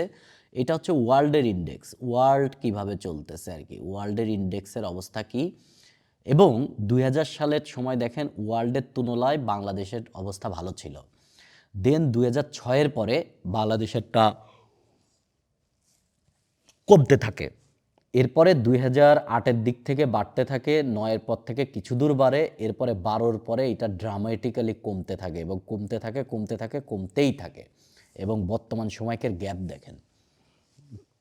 এবং হুবহু এই চার্ট আঁকতে হবে পরীক্ষার খাতায় তা না, বাট এই চার্ট আপনি আঁকবেন মোটামুটি আপনি ওয়ার্ল্ড মিডিয়ান আঁকবেন, দেন আপনি আপনার করবেন, আপনি স্পেসিফিক ব্যাপারগুলো এখানে মেনশন করে দিবেন। এটা সিভিল সোসাইটি পার্টিসিপেশন ইন্ডেক্স, এটা আপনি ডেমোক্রেসি ইন্ডেক্সও আপনি করতে পারেন, রেফারেন্স একই দিবেন ভিডেম।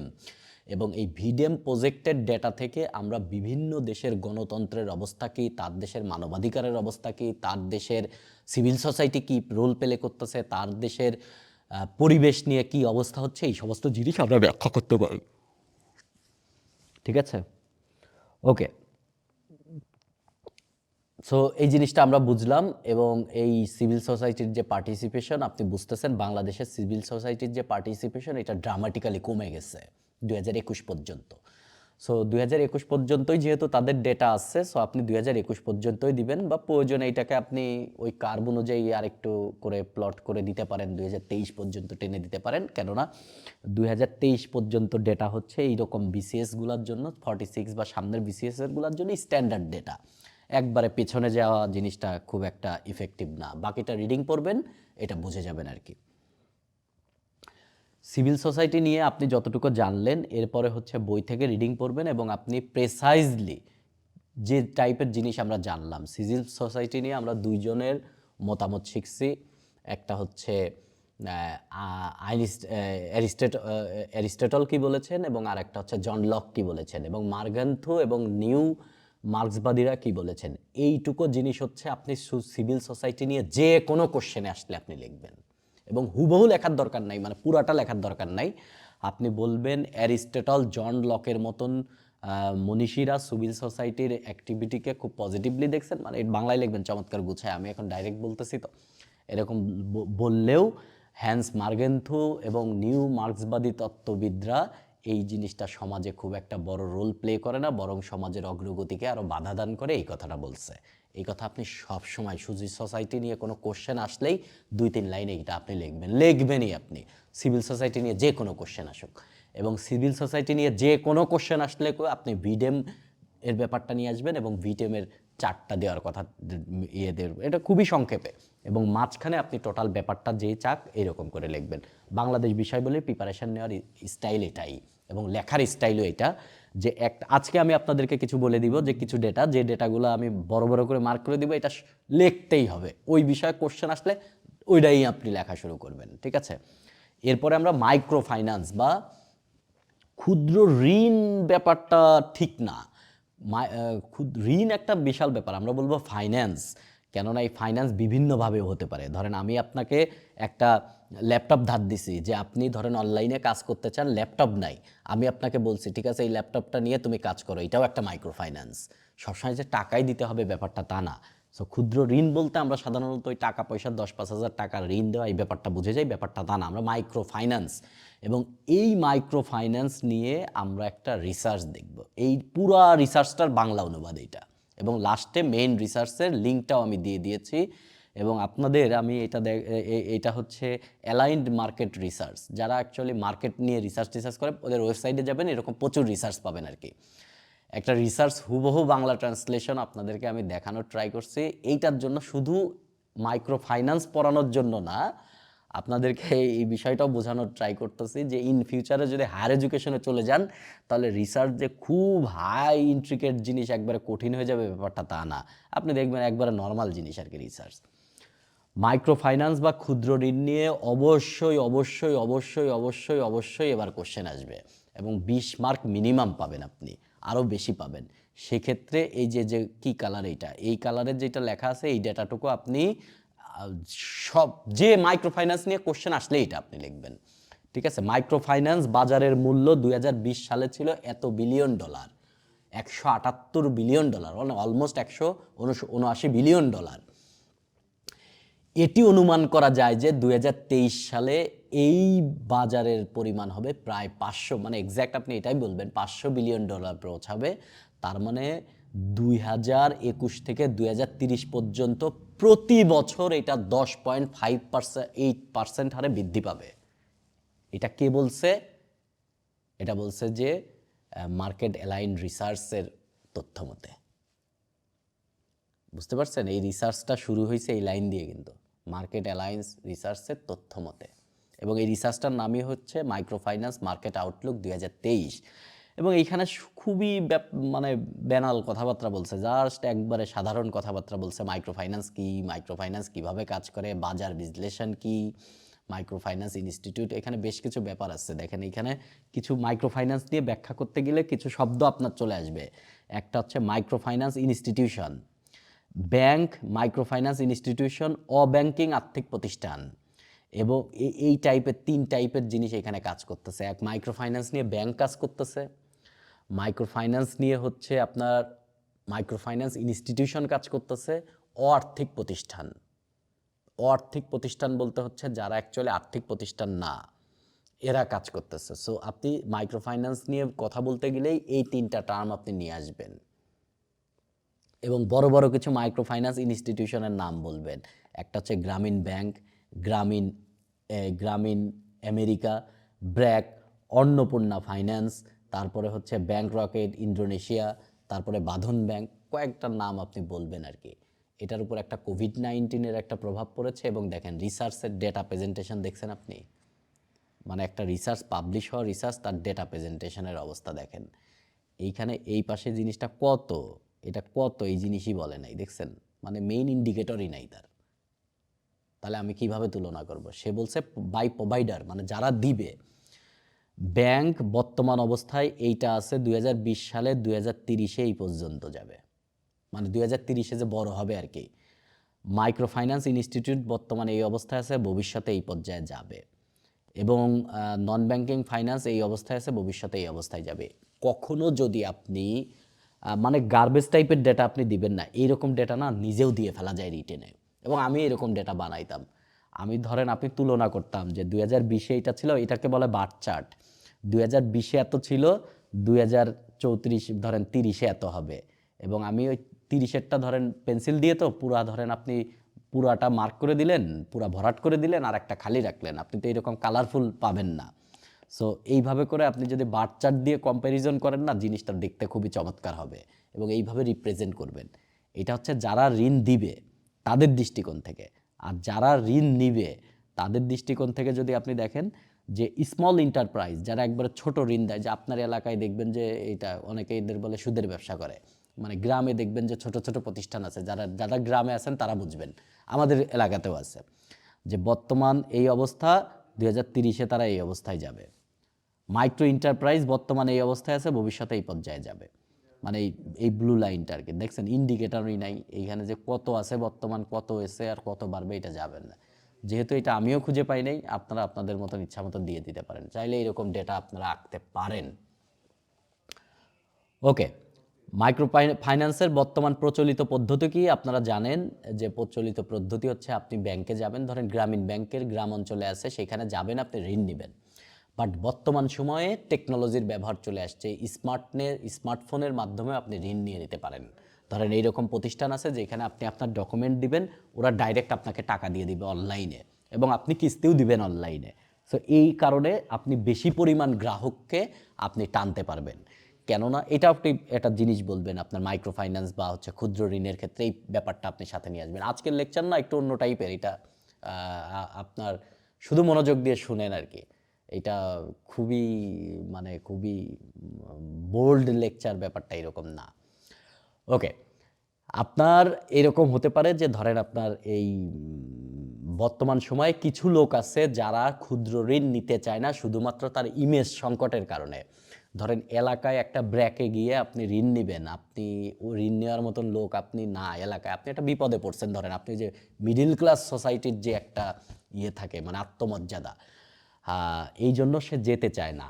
আরও একটা ব্যাপার আছে, এই যে যাওয়ে ঋণ নিবে এইরকম একটা হেসেলি সে নিতে চায় না, বাট ঋণ তার প্রয়োজন এবং সে একটা চমৎকার গ্রাহক হতে পারে। তো সেক্ষেত্রে যদি এই ব্যাপারগুলো আমরা অনলাইনে কন্ডাক্ট করি, যেহেতু জিনিসটা মাইক্রো ফাইন্যান্স, সো তো সেই ক্ষেত্রে আমরা যদি বর্তমান সময়ে বিভিন্ন স্মার্ট কার্ড আছে আমাদের, সো আইডি ভেরিফাই করা এটা কোনো ব্যাপারই না। সো আমরা বহু সংখ্যক মানুষকে মাইক্রো ফাইন্যান্সের মধ্যে ইনক্লুড করতে পারি, এটা একটা বড় বিষয় আর কি। আর ক্ষুদ্র ঋণ নিয়ে কিছু নেগেটিভ কথা বলতে হবে। প্রচলিত যে ঋণ, এই তুলনায় ক্ষুদ্র ঋণের সুদের হার অনেক বেশি, 20-25, কোনো ক্ষেত্রে 30% পর্যন্ত চলে যায়। এখন এটা কেন, এইটা ব্যাখ্যা করতে গিয়ে আপনি বলবেন যে ক্ষুদ্র ঋণের যে বিষয়টা, এই ক্ষুদ্র ঋণের বিষয়টার ক্ষেত্রে আপনি একটা জিনিস মেনশন করাবেন, সেটা হচ্ছে আপনার ক্ষুদ্র ঋণ যে সমস্ত প্রতিষ্ঠান দেয় তারা কোনো ক্ষেত্রে এরকম হয় যে বড় ব্যাংক থেকে লোন এনে দেন সে লোন দেয়। সো লোন নিয়ে লোন দেয় এবং তার মেইনটেইনেন্সের একটা কস্ট আছে, এই জন্য অ্যাকচুয়ালি কস্ট অনেক বেড়ে যায় এবং অল্প টাকা তারা 1 বছর ধরে নিচ্ছে, দ্যাটস ওয়াই তারা লোন বাড়ায় দিচ্ছে। আবার এটাকে একটু নেগেটিভ করে বলবেন যে অনেক মাইক্রো ফাইন্যান্স প্রতিষ্ঠান আছে তারা আসলে বড় ব্যবসায়ী হয়ে গেছে, তাদের মেইন কথা হচ্ছে প্রফিট, জনকল্যাণ তাদের না। এবং বাংলাদেশে এরকম প্রতিষ্ঠান অনেক দেখা যায়, আপনি দেখবেন ভুইফোরের মতন প্রচুর এরকম প্রতিষ্ঠান আছে ক্ষুদ্র ঋণের। সো এটা নিয়ে আপনি নেগেটিভ কথা বলবেন। মাইক্রো ফাইন্যান্সে উন্নত প্রযুক্তির প্রচুর ব্যবহার নিয়ে আপনি বলতে পারেন, ডিজিটাল টেকনোলজি, এগুলাই আমরা বললাম আর কি।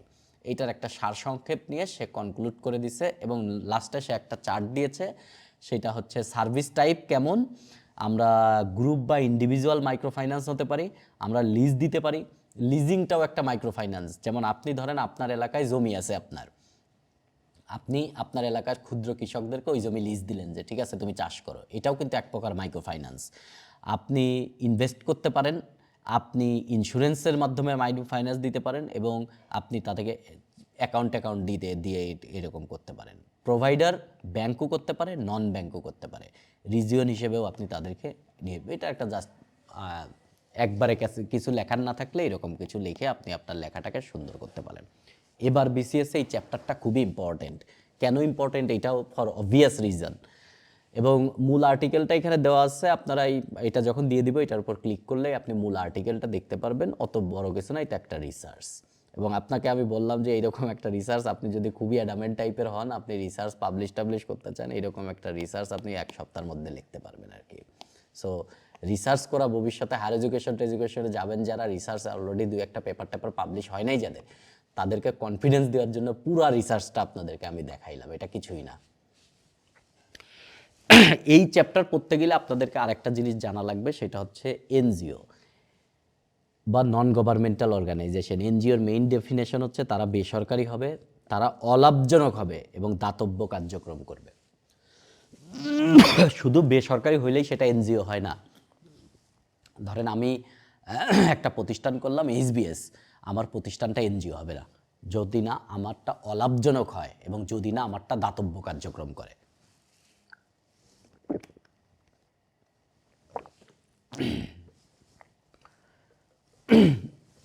এনজিওর ইতিহাসও আর সিভিল সোসাইটির ইতিহাস একবারে পুরাতন ইতিহাস। আপনারা রেড ক্রসে টেনে নিয়ে আসবেন। গত দিনের লেকচারেও আমরা রেড ক্রস নিয়ে কথা বলেছি, রেড ক্রস কীভাবে আসছে। সেই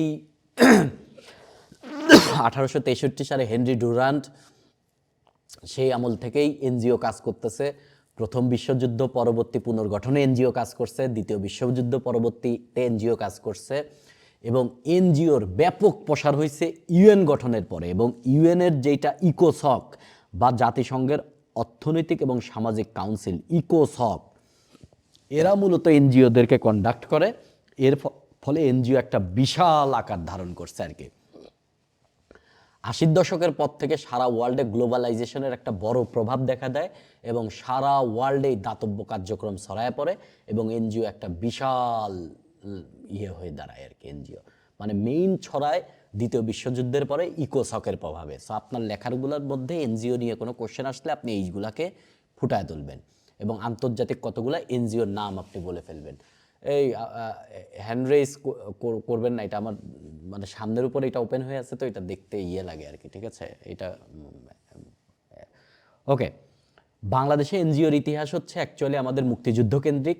71 সালে মুক্তিযুদ্ধ যখন হয়েছিল তখন আমাদের শরণার্থী শিবিরে আমাদের সহায়তা করার জন্য, আমাদের খাদ্য সহযোগিতা দেওয়ার জন্য এনজিও কার্যক্রম বাংলাদেশে বড় একটা ভূমিকা পালন করে এবং এইখানে আমাদের ওয়ার্ল্ড ভিশন এবং রেড ক্রস একটা বড় ভূমিকা পালন করে, এবং আরও একটা বড় ভূমিকা পালন করে হচ্ছে আপনার এই কি বলে এটাকে, এই আপনার অক্সফার্ম একটা বড় ভূমিকা পালন করে। এবং 2012 সালে বাংলাদেশ কিন্তু অক্সফার্মকে মুক্তিযুদ্ধের অকৃত্রিম বন্ধু হিসেবে স্বীকৃতি দেয় 2012 সালে। অক্সফার্ম ব্যাপক কার্যক্রম করে, এবং আমাদের মুক্তিযুদ্ধ এবং আমাদের 1970 সালের যে আমাদের ব্যাপক দুর্যোগ হয়েছিল এই সমস্ত, এবং যুদ্ধ পরবর্তী দুর্ভিক্ষ, এই সমস্ত কিছু ম্যানেজমেন্টে এরা ব্যাপক ভূমিকা পালন করে। এবং এদের কার্যক্রমের হাত ধরেই মূলত 1972 সাল থেকে দেশে দাতব্য কার্যক্রমের জন্য ব্র্যাক প্রতিষ্ঠা হয়, এবং 1976 সালে গ্রামীণ ব্যাংক প্রতিষ্ঠা হয়। ব্র্যাক এবং গ্রামীণ ব্যাংক যে ক্ষুদ্র ঋণের কার্যক্রম করে এটা কিন্তু অনেক পরে আসছে।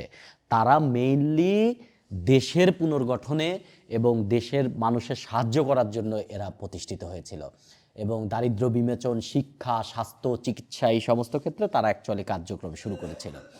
এবং 1974 সালে বাংলাদেশে ব্যাপক দুর্ভিক্ষ হয়, এবং এই দুর্ভিক্ষের ফলে আরও এনজিওগুলো আকৃষ্ট হয়ে পড়ে, এবং 80-র দশকে এনজিওর একটা ব্যাপক হয়, এবং 90-এর দশকে গিয়ে এনজিও আমাদের 90-এর দশকের যে আমাদের গণতন্ত্রের জন্য যে আন্দোলন, এবং এই আন্দোলনগুলোতেও এনজিও একটা বড় ভূমিকা পালন করে আর কি।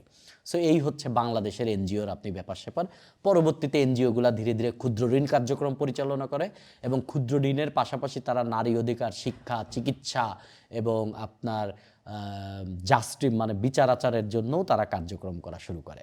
বাংলাদেশের 10টা এনজিওর জাস্ট এইটা হচ্ছে আপনার এই যে ইকোনমিক ইনসাইডের হুবহু বাংলা অনুবাদ। সো এটা আমি পড়তেছি না, এটা আপনারা 10টা জাস্ট রিডিং পড়বেন আর কি, জাস্ট রিডিং পড়বেন। তবে এইখানে ব্লু কালারের যেটা আছে এটা আমার আজকের ওয়েবসাইট থেকে তথ্য নেওয়া, এবং এইটা আপনি এনজিও নিয়ে কোনো কোশ্চেন আসলেই আপনি লিখবেন। এনজিও নিয়ে বা অনানুষ্ঠানিক প্রতিষ্ঠান নিয়ে, ইভেন ক্ষুদ্র ঋণ নিয়ে কোনো কোশ্চেন আসলেও বলবেন। এনজিওকে নিয়ন্ত্রণ করে হচ্ছে এনজিও বিষয়ক ব্যুরো, এটা একটা সরকারি প্রতিষ্ঠান। এরা এনজিওকে এদের হচ্ছে একজন মহাপরিচালক। এনজিও বিষয়ক ব্যুরোর তথ্য মতে নভেম্বর 2024 মতে বাংলাদেশে 2638টা এনজিও নিবন্ধিত আছে, 2638টা। এর মধ্যে 274টা আছে হচ্ছে বিদেশি, আন্তর্জাতিক, এরা বাংলাদেশে কাজ করে। এবং এছাড়াও দেশে প্রায় 23,000-এর মতন অনিবন্ধিত এনজিও আছে, তারা বিভিন্ন পাড়া মহল্লায় গ্রামে কাজ করে। তার মানে এনজিও নিয়ে কোনো কথা বলতে গেলেই আপনি এনজিও বিষয়ক ব্যুরোর নামটা টেনে নিয়ে আসবেন। এটা একটা সরকারি প্রতিষ্ঠান, এবং তাদের এই ডেটাটা দিয়ে দিবেন। এই ডেটাটা যদি আপনার মনেও না থাকে, দেখেন ডেটা ব্যাংক থেকে ডেটা শিখে লাভ নেই, রিলেভেন্ট ডেটা দিতে হবে। এবং আপনি যদি কোনো কিছু এনজিও নিয়ে নাও জানেন, তাও এই নামটা আপনার জানা লাগবে, এনজিও বিষয়ক ব্যুরো। কেননা ওই কোশ্চেনের আনসার দিতে গিয়ে আপনাকে এরকম লিখতে হবে, এনজিওদের কার্যক্রমের অগ্রগতির জন্য বাংলাদেশ এনজিও বিষয়ক ব্যুরো ব্যাপক কার্যক্রম করতেছে, এবং তাদের নতুন নতুন নীতি এবং ওই নীতি বাস্তবায়নের কার্যক্রম আমাদের এনজিও কার্যক্রমকে আরও স্বাভাবিক করবে, এবং জনকল্যাণে যেন এনজিও কাজ করে এইদিকে করবে। এবং যদি কোনো নেগেটিভ কার্যক্রম হয় তাহলে তাদের মানে নেগেটিভ কার্যক্রম বলতে হচ্ছে এনজিওর নামে প্রতারণা, বাংলাদেশে তো প্রচুর হয়, ধরেন এইরকম জাতিগতভাবে তো আমরা লোভী ভাই, এই জন্যই ধরেন এই কোম্পানি আসে যে লক্ষ্মী চিট ফান্ড মনে হয় নাকি, লক্ষ্মী চিট ফান্ড 21 দিন মে পয়সা ডাবল, লক্ষ্মী চিট ফান্ড। আমরা তো লোভী আসলে। সো এইরকম যেন প্রতারণা না করতে পারে এনজিও বিষয়ক ব্যুরো এইটা সূক্ষ্ম নজরদারি করবে, এবং আমাদের এই বিষয়ে আরও সঠিক আইন প্রণয়নের মাধ্যমে এবং আইনের বাস্তবায়নের মাধ্যমে এটাই হবে, এইভাবে ফিনিশিং দিতে হবে।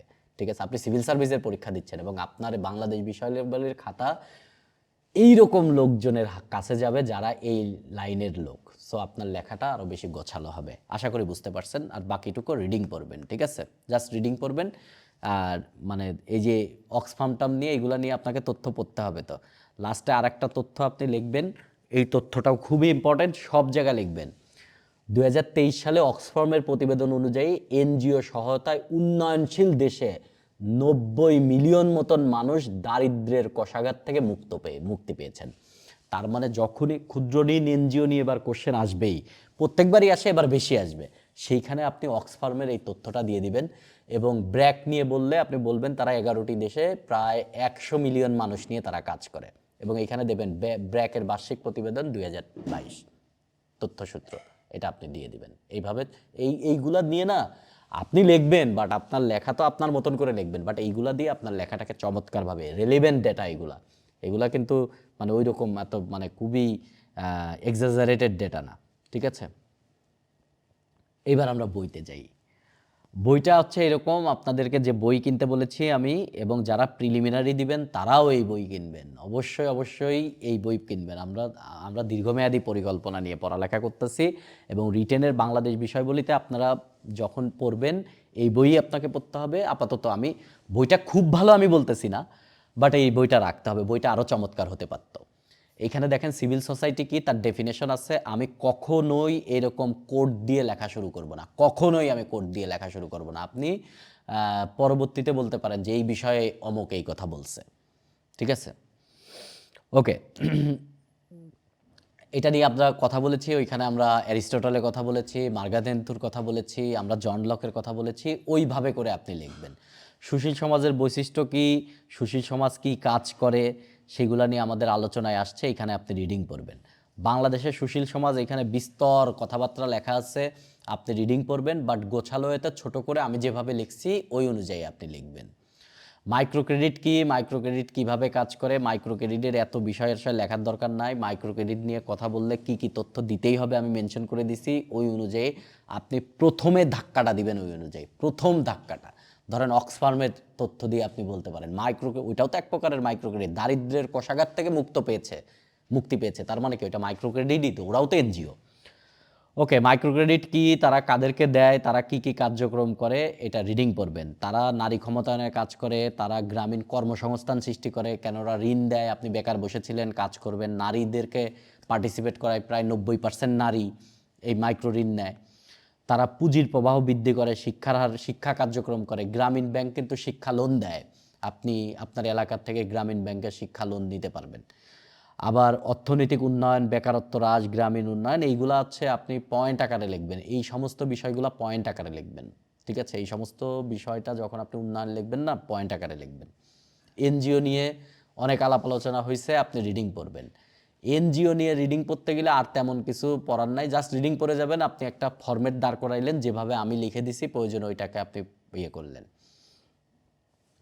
সুশাসন রিডিং পড়বেন, আপনি বুঝে যাবেন সুশাসন কি, কিছু তথ্য রাখবেন, স্পেসিফিক তথ্য রাখবেন, ওই অনুযায়ী আপনি করবেন। নতুন একটা টপিক হচ্ছে এই অধ্যায়ের চাপ সৃষ্টিকারী গোষ্ঠী। আমি যেভাবে নোটে সুশাসন গোষ্ঠী এনজিও গুছিয়ে দিয়েছি, আমি যেভাবে আপনাকে সুশীল সমাজ গুছিয়ে দিয়েছি, এইভাবে চাপ সৃষ্টিকারী, এই সুশীল সমাজরাই একবার চাপ সৃষ্টিকারী গোষ্ঠী, স্বার্থান্বেষী গোষ্ঠী বা লবি গোষ্ঠী।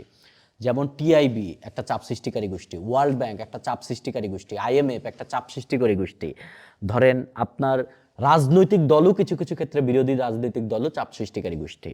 এবং সমাজের বড় যারা বড় ব্লগার, এরাও চাপ সৃষ্টিকারী গোষ্ঠী, কেননা এরা একটা ব্লগ করার মাধ্যমে ব্যাপক প্রভাব ফেলতে পারে। এবং সমাজে সোশ্যাল মিডিয়া একটা বড় চাপ সৃষ্টিকারী গোষ্ঠী।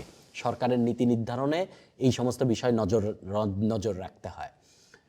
চাপ সৃষ্টিকারী গোষ্ঠী হচ্ছে এমন একটা গোষ্ঠী যারা তাদের কার্যক্রমের মাধ্যমে সরকারের ধরেন পলিসি মেকিংয়ের উপর প্রভাব ফেলে, এবং তাদের উদ্দেশ্য হয় হচ্ছে চাপ সৃষ্টিকারী গোষ্ঠী যেন জনকল্যাণের এগেনস্টে সরকার কোনো নীতি প্রণয়ন করতে না পারে। কিন্তু এটা হওয়া উচিত, বা কোনো ক্ষেত্রে দেখা যায় রাজনৈতিক বেড়াজালে এসে চাপ সৃষ্টিকারী গোষ্ঠী নেগেটিভ প্রভাব ফেলতেছে, ঠিক আছে। চাপ সৃষ্টিকারী গোষ্ঠী নিয়ে কিছু পজিটিভ কথা বলবেন, কিছু নেগেটিভ কথা বলবেন। এবং এদের কোনো দলীয় সংগঠন থাকবে না, দলীয় কোনো কর্মসূচি থাকবে না, এরা নির্বাচনে কোনো প্রার্থী দিবে না, সরকারি নীতিকে এরা প্রভাবিত করবে, এরা সরাসরি রাজনীতিতে কাজ করবে না, এদের সংজাতীয় মনোভাব থাকবে, এবং এরা একটা বেসরকারি সরকার, এটা কোনো সরকারি লোক না, এরা বেসরকারি লোকজন, ঠিক আছে।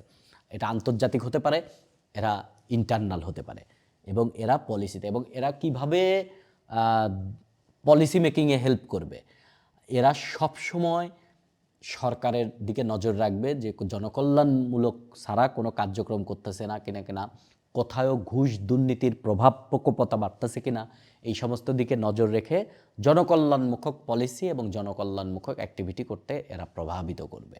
এই রকম সেন্টিমেন্ট থেকে আপনি লিখবেন এবং কিছু আন্তর্জাতিক ডেটা আপনি নিয়ে আসবেন। এই হচ্ছে অধ্যায়। মানে অনেক কিছু আছে, এত কিছু পড়া যাবে না। আমি যে নোটটা দিয়েছি ওই নোটটাতে 5 পেজ আছে হচ্ছে শুধু ওই রিসার্চটাই, যেটা হুবহু কপি করা।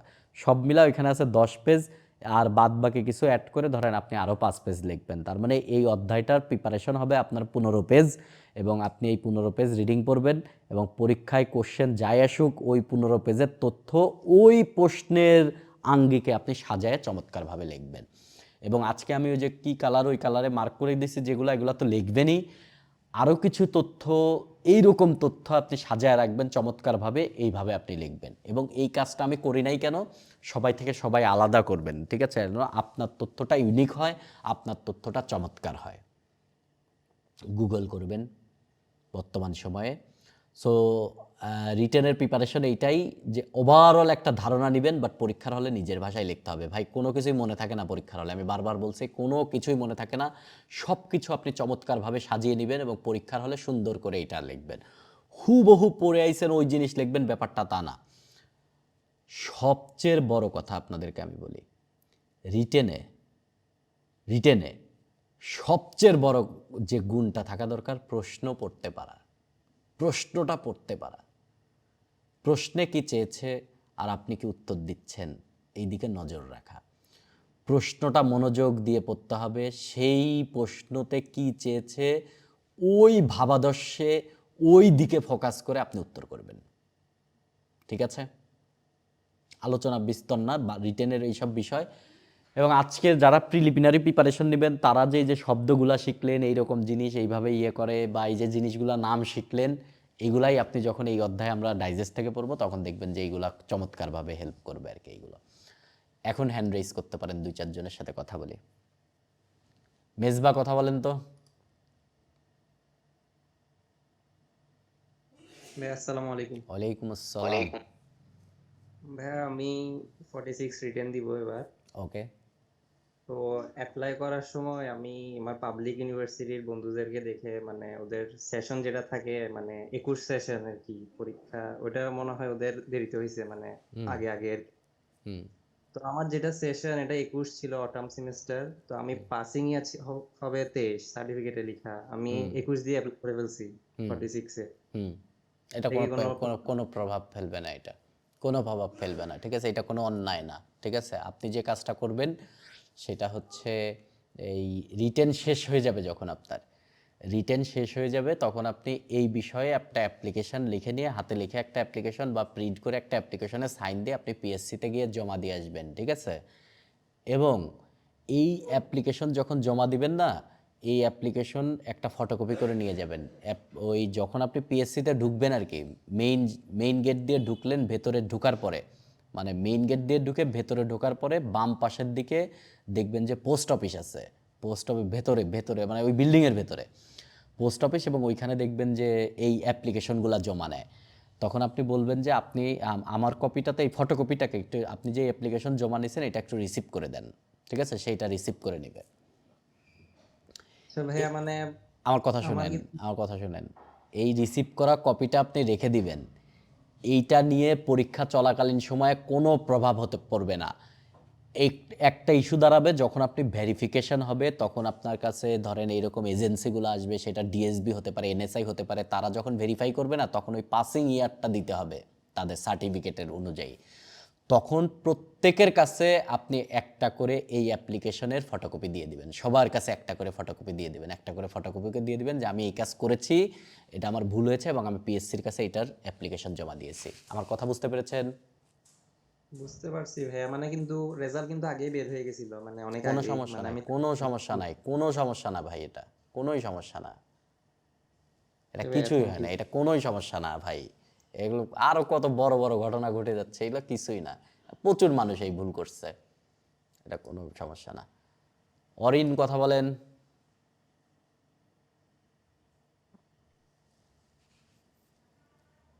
আপনাকে আসসালামু আলাইকুম ভাই। ওয়ালাইকুম আমি আসসালাম। হচ্ছে আমার ২ টা প্রশ্ন আছে। একটা বলেন। হচ্ছে ওই যে ভারতের ব্যাপারেই একটা কথা হুম, যে হুম। রিসেন্ট আমি দেখলাম ওদের কিছু মানে ওদের যে ইউপিএসসি প্রিপারেশন চ্যানেল বা আবার কিছু নিউজ চ্যানেলে এরকম বলতেছে এখন যে আরাকান আর্মি যেটা, হুম।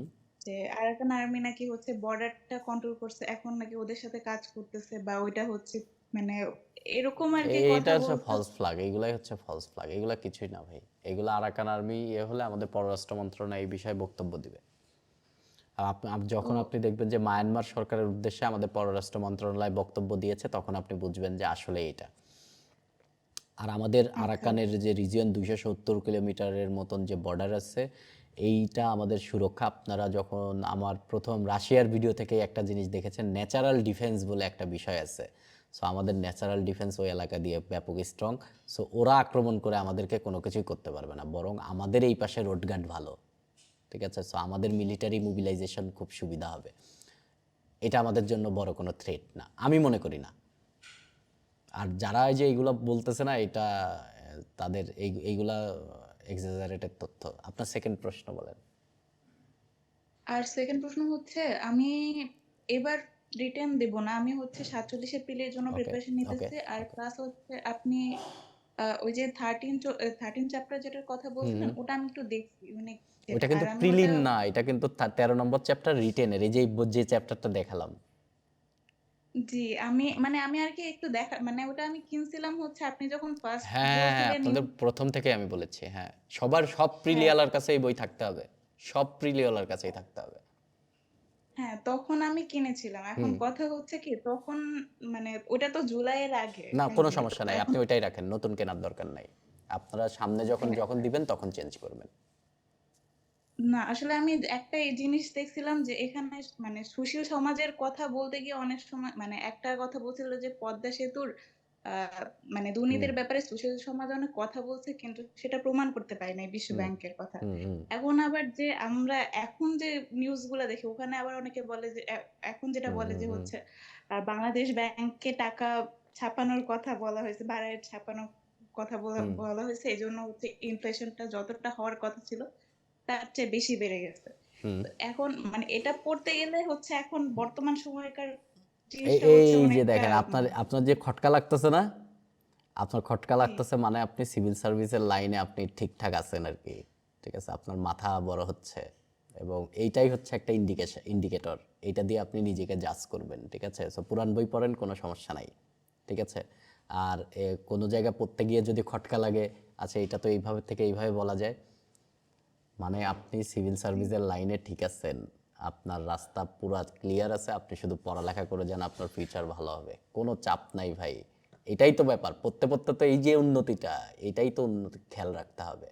আমরা ধরেন বছরের পর বছর লাইব্রেরিতে গিয়ে ভরে যায় সিট দখল করে পড়ালেখার পর পড়ালেখা করতেছি, আসল পড়ালেখা কিছুই হয় না। ধরেন এই পড়তেইছি কিছুই হয় না, এরকম না।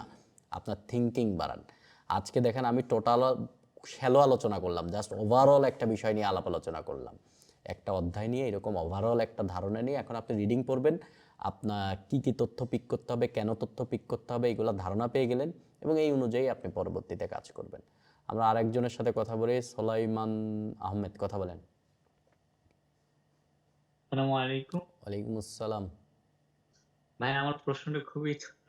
হুম, প্রথম আমরা দেখলাম যে টার্নারের একটা উক্তি দিয়ে সিভিল সোসাইটির যে হুম, প্রশ্নটার কোটেশন হিসেবে ব্যবহার করা হয়েছে। হুম। সেই ক্ষেত্রে আপনি বললেন যে আমরা যেন কোটেশন ইউজ না করি। কোটেশন তো মানে কোটেশন না, বক্তব্য বুঝেন, আমরা কোটেশন দিয়ে শুরু করব না, কোনো প্রশ্নের উত্তর কোটেশন দিয়ে শুরু করব না। আমরা কোটেশন এটা লিখবো। সুন্দর করে আচ্ছা, ওই টার্নারের একটা উক্তি দিয়ে শুরু করলাম, ওর সাথে পরে আমরা বইতে যাই তো। Okay, civil society is an institution that acts as a mediator between individual and the state and protects the individual's rights against infringement of by the state, Turner বলছে। এবার আসি, পরবর্তীতে আমি প্যারায় গেলাম। সাধারণভাবে বলা যায় সুশীল সমাজ একটি সংগঠিত গোষ্ঠী যারা সদস্যরা সরকারের সাথে কাছ থেকে নাগরিকের এই করে। টার্নারের উক্তির এর সাথে রিলেশন কি?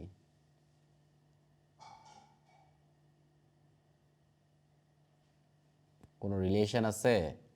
এইখান থেকে তো আমার লেখা শুরু হয়েছে, তো টার্নারের এইটা আমি কেন লিখলাম? সো এইটা লিখতে লিখতে লিখতে লিখতে আমি যখন এই টার্নারের কথার মতন ভাব চলে যাব, তখন তো আমি বলবো যে এই বিষয়ে টার্নার বক্তব্য দিছে এইটা। এসব আলগা জিনিস দিয়ে শুরু করা যাবে না ভাই, এই জিনিসটা আলগা জিনিস দিয়ে লেখা শুরু করা যাবে না। আমি আমি তো এই জন্যই আপনাদের কোনো বই সাজেস্ট করতে চাই না, কোনো বই সাজেস্ট করতে চাই না, জাস্ট এই জন্য। কখনোই এইভাবে শুরু করতে হয় না লেখা। অবশ্যই আপনি উক্তি দিবেন, উক্তি কেন দিবেন না, বাট ওই উক্তির রিলেভেন্ট জায়গা গিয়ে উক্তি দিবেন। কথা বলেন জালালউদ্দিন রুমি। আসসালামু আলাইকুম ভাই। ওয়ালাইকুম আসসালাম। ভাই হচ্ছে অপ্রাসঙ্গিক আবার বৃহদার্থে প্রাসঙ্গিকও বটে। সেটা হচ্ছে যে আপনি হচ্ছে তো মানে বিসিএস এর গতানুগতিক সিলেবাসের পড়াশোনার বাইরে এসেও অনেক পড়াশোনা করছেন, মানে যদিও বাইরে বলে কিছু হয় না তারপরেও মানে আমার পড়াশোনার মনে করেন যে একটা পর্যাপ্ত খায়েশ আছে। আমি হচ্ছে 45 রিটেন দিচ্ছি এবং 46 দিব ইনশাআল্লাহ। তো হচ্ছে এই গতানুগতিক আপনাদের ক্লাস করা বা হচ্ছে এই বই টই পড়া সবই রিপিটেশন টাইপের। তো আমি বাইরের বই টই পড়ি প্রচুর, কিন্তু আপনি যদি মানে কিছু হট বই, যে এই বইটা একজন সে ক্যাডারের জীবনে না হোক, কিন্তু আপনি মনে করেন যে ওর এই ক্যাডারের জার্নিতে ওর এই বইটা পড়া উচিত। ইন্টারন্যাশনালে সাপোজ মনে করেন আপনি অনেক বই ভারী ভারী বই দেখাচ্ছেন, বইগুলো ক্লাস নিতে বা গবেষণা করতে ঠিক আছে, কিন্তু রিটেনের জন্য ভাইবার জন্য একটা স্টুডেন্টের এই বইটা পড়লে অনেক বেশি ইনফরমেশন কভার করে। বা বাংলাদেশে সাপোজ মনে করেন যে অর্থনীতি রিলেটেড কোন পদার্থের অর্থনীতি সাপোজ ধরেন একটা বই, এই বইটা একটা সিভিল সার্ভিসে যাচ্ছে, তার একটা পড়াশোনা করা উচিত। এইরকম মানে আপনি যদি একটা লিস্ট আমাদের দিতেন, মানে কখনো কোন একটা সময়, আমি এই মুহূর্তে ওকে ওকে ওকে ধন্যবাদ। ওকে, আমি বইয়ের লিস্ট আপনাদেরকে দিব, সাথে আপনাদেরকে আমি একটা জিনিস বলি যে সিভিল সার্ভিসের এই জার্নিতে যদি নিজেকে বিকশিত করতে চান, টাইমের মাল্টিপ্লিকেশন করতে হবে, বিনোদনও করতে হবে এই লাইনে, খাইতেও হবে এই লাইনে, ঘুমাইতেও হবে এই লাইনে, সব কিছুই করতে হবে এই লাইনে। অর্থাৎ আপনি ইউটিউবে আপনার প্লেলিস্ট কি এইটা দেখেই বোঝা, মানে আপনার হিস্ট্রিটা কি এইটা দেখে বোঝা যায় যে আপনার অবস্থাটা কি। আপনি কি ভিডিও দেখেন? আপনি কি বেশি গান বাজনা দেখেন, নাকি আপনি বিভিন্ন টাইপের ডকুমেন্টারি টাইপের জিনিসপত্র দেখেন? ছোট ছোট এরকম অনেক টিভি চ্যানেল আছে, মানে ইউটিউব চ্যানেল আছে যারা এক একটা বিষয় নিয়ে চমৎকার চমৎকার বিশ্লেষণ করে। সো এইগুলো আপনাকে খুঁজে বের করতে হবে। ইভেন বাংলাদেশে যদি কোনো ভিডিও টিডিও দেখেন, তাহলে সেক্ষেত্রেও আপনার সিভিল সোসাইটি বা সিভিল সার্ভিসের লাইনের যে সমস্ত জিনিস, এই সমস্ত জিনিস নিয়ে আপনি ভিডিও দেখবেন। এবং আমি এইগুলা দেখতেই শুইতে শুইতে ঘুমায় পড়তাম, এবং এই ক্ষেত্রে আমি প্রচুর তথ্য গেদার করছি, এবং আমি অনেক মেন্টালি বড় হয়েছি ধরেন ইউটিউবের থ্রুতে। সো তবে আবার সবার কথা নেওয়া যাবে না, ঠিক আছে? ইউটিউবে ম্যাক্সিমাম তথ্যই হচ্ছে ভুলভাল তথ্য, ঠিক আছে? ধরেন আমার আম্মাও ইউটিউব দেখে, ঠিক আছে? আমার আম্মা ইউটিউব নিয়ে যত তথ্য আমার কাছে দেয়, এগুলো ধরেন শুনে হাসি পায় যে এইগুলা তারা বিলিভ করে। ধরেন বিশাল তথ্য অবিশ্বাস্যভাবে পানির দামে স্বর্ণ হয়ে গেল, এই টাইপের, ধরেন এই টাইপের জিনিস তারা বিশ্বাস করে, এবং এগুলো বাজারে চলে, এই সমস্ত বিষয় না। সো আমি এটা জাস্ট এত নিচে আপনারা নামবেন না, তবে আপনারা হচ্ছে এমন তথ্য দেখবেন, এমন ব্যাপার দেখবেন যে জিনিসগুলো আসলেই ভ্যালু অ্যাড করে, ঠিক আছে? এবং এইগুলো আপনি আইডেন্টিফাই করে ফেলবেন ধীরে ধীরে, ঠিক আছে? আমরা আরেকটা জনের সাথে লাস্ট কথা বলি, সেটা হচ্ছে শাহিনুর রহমান। কথা বলেন। আসসালামু আলাইকুম ভাইয়া। ওয়ালাইকুম আসসালাম। ভাই আমি 47 এপ্রিলই দিব। ওকে।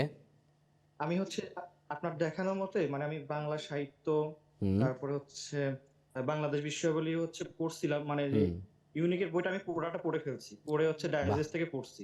আপনার ক্লাস তো এখন অনেকগুলো বাকি আছে, তো এই দুইটা ভালোভাবে পড়ছি আর কি, মানে আপনার একদম ফুল A to Z ভাবে। বাহ, হ্যাঁ। তারপরে হচ্ছে এখন হচ্ছে ভাই আমি যে ইংলিশ পড়তেছিলাম হচ্ছে ক্লিপস টপফেলটা, ওটা হচ্ছে 49 থেকে শুরু করছি, কিন্তু 200 পেজ গেছি। আমি আসলে বুঝতেছি না শেষ করব কোথায় গিয়ে, মানে শেষ করবেন আপনি 2টা মিনি টেস্টের পরে গিয়ে শেষ করে দেন।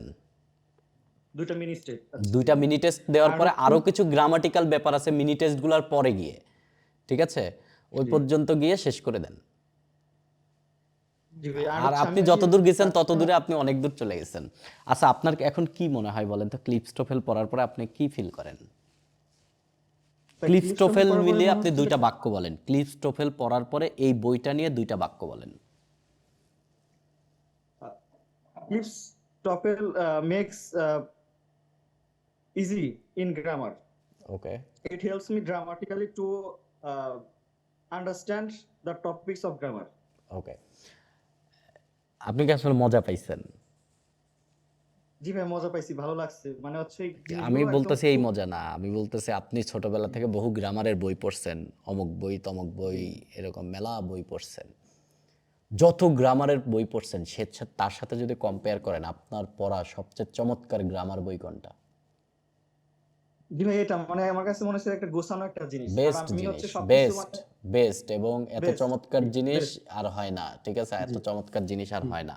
ওকে, জি, যে ক্লিপস্টোফেল পড়তে পড়লে কিছুক্ষণ পরে, কিছুদিন পরে গিয়ে এই আনন্দটা পাবেন, শুধু সেই এই জি, বইটা পড়া বুঝছে আর কি, এই বইটা তার পড়া হয়েছে, আদারওয়াইজ আর কারো এই বইটা পড়া হয় নাই। এক, এইটা হয়ে যাওয়ার পরে আমি বলবো যে প্রিলিমিনারির জন্য ভাইয়া গ্রামার নিয়ে আর কোনো কিছু পড়ার দরকার নাই, শুধু ডাইজেস্ট পড়লেই চলবে। বলেন শাইনুর। ডাইজেস্ট। হ্যাঁ ভাই, আমি চাচ্ছিলাম এই 200 পেজ পড়ে আমি আবার রিকল করতে চাচ্ছি। মানে আপনি তো যে অবশ্যই ওভারভিউটাকে অবশ্যই বেশি অবশ্যই প্রায়োরিটি দেন এবং অবশ্যই আমার কাছে অবশ্যই মনে হচ্ছে যে জিনিসটা আমাকে ব্রেনে একটু সেট করা দরকার। করছি তো অবশ্যই জিনিসগুলো অবশ্যই। বুঝছি তখন, বাট আমার কাছে মনে হচ্ছে মনে রাখা দরকার। হ্যাঁ, এবং আচ্ছা এটা কয়েকবার আসবেন আপনি, কয়েকবার। এবং যখন মনে জি, জি, করবেন না, আপনি কিন্তু পেজ উল্টায় উল্টায় মনে করতে করতে চলে যাবেন, আপনি দাঁড়াবেন না কিন্তু। জি, জি। হুম আর ভাই আমি হচ্ছে মানবিক বিভাগের স্টুডেন্ট, তো কিন্তু আমি হচ্ছে এসএসসি তে আমি ম্যাথ ভালো পারতাম।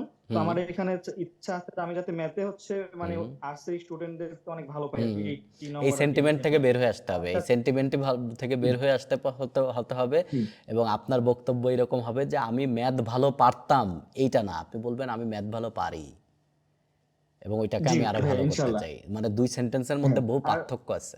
হুম জি, জি।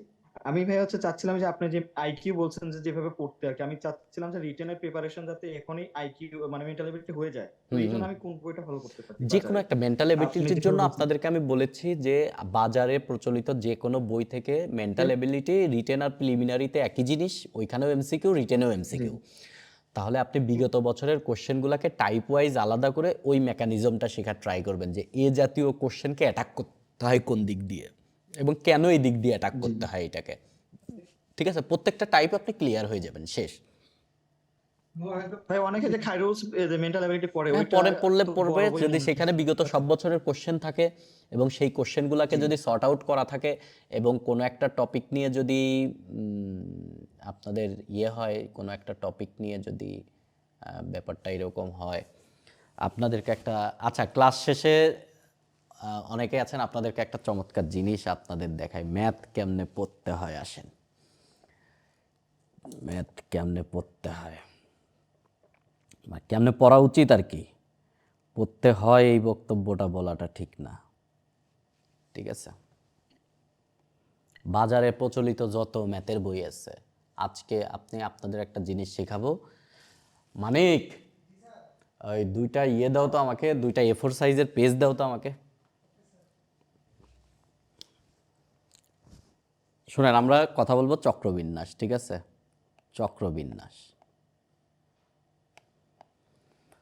সবাই আমার বক্তব্যের দিকে খুবই মনোযোগ দিবেন। আমি আগামী 5 মিনিটের মধ্যে আপনার কাছে এই জিনিসটা প্রমাণ করব যে ম্যাথ কিভাবে পড়তে হয়, ঠিক আছে?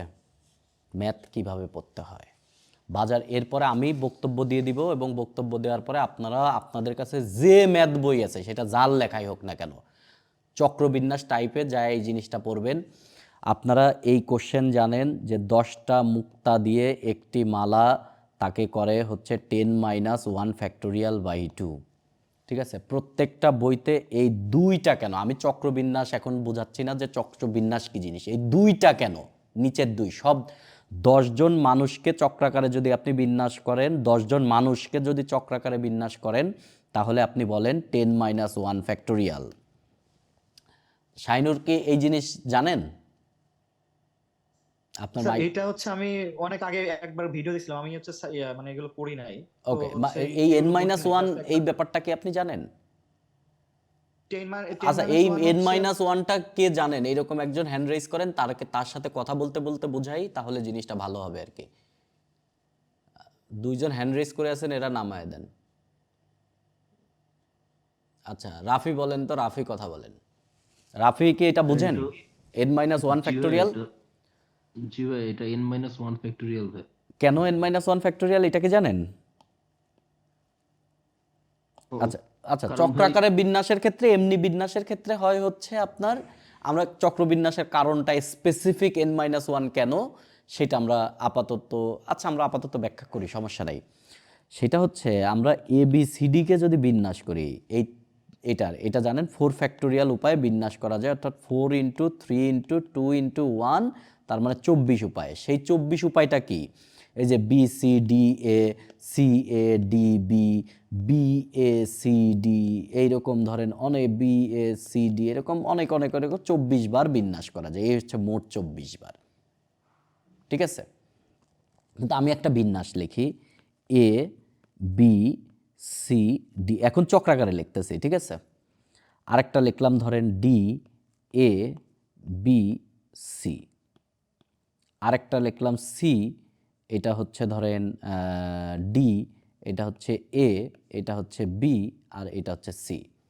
আরেকটা লিখলাম হচ্ছে ধরেন এই B, এটা লিখলাম হচ্ছে A B C, তারপরে এটা লিখলাম D, এটা লিখলাম হচ্ছে A, এটা।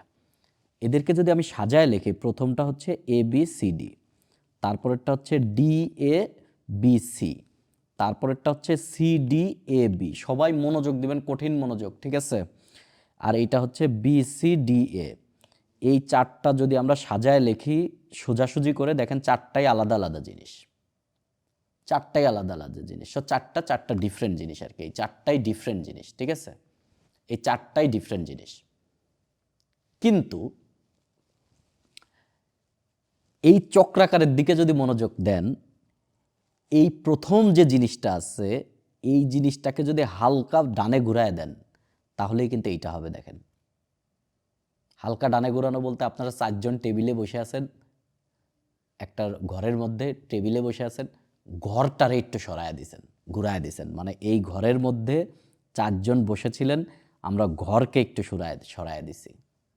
দেখছেন এই D উপরে উঠে গেছে, এটা চলে আসতে পারে। টোটাল জিনিসটাকে একটু ঘুরায় ফেলছেন আপনি। ধরেন টোটাল জিনিসটা এরকম ছিল, এইরকম বিন্যাস অবস্থায় ছিল টোটাল জিনিসটা, এই অবস্থায় ABCD এইখানে আছে, আমি এই কাগজটার একটু ঘুরায় ফেলছি।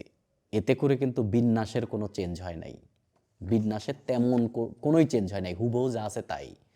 তার মানে সোজাসুজি করে লিখলে যা, বাট চক্রের ক্ষেত্রে এই 4 জন মিলে আসলে একই জিনিস। সো এই ক্ষেত্রে 4টাকে আমরা 4 জন হিসেবে নিব না, 4টাকে আমরা একটা হিসেবে নিব। আর টোটাল বিন্যাস হতো 4 ফ্যাক্টোরিয়াল উপায়ে, তাহলে 4 জন থেকে একজন নিলে, একজন থেকে নিব ঐকিক নিয়ম 1/4 জন, তাহলে 4 ফ্যাক্টোরিয়াল থেকে আমরা নিব হচ্ছে 4 ফ্যাক্টোরিয়াল বাই 4 জন। আর 4 ফ্যাক্টোরিয়াল মানে হচ্ছে 4 ইন্টু 3 ইন্টু 2 ইন্টু 1, তার মানে 4 আমরা বাদ হয়ে গেল, তার মানে 3 ফ্যাক্টোরিয়াল। আর 3 ফ্যাক্টোরিয়াল মানেই হচ্ছে 4 - 1 ফ্যাক্টোরিয়াল। তাহলে n সংখ্যক থাকলে n-1 ফ্যাক্টোরিয়াল। এ হচ্ছে চক্রবিন্যাসের মেইন কথা। এখন আসেন আমরা কেন হচ্ছে দিয়ে ভাগ করব, কেন এই আপনার 2 দিয়ে ভাগ করব কেন, এখন আমরা এইটাতে আসি, এই বক্তব্যটাতে আমরা আসি 2 দিয়ে কেন ভাগ করব। ওকে, স্ক্রিনটা একটু বড় করে নিলাম, এটা একটু বড় করে নেওয়া লাগবে আমাদের এই জন্য। ওকে,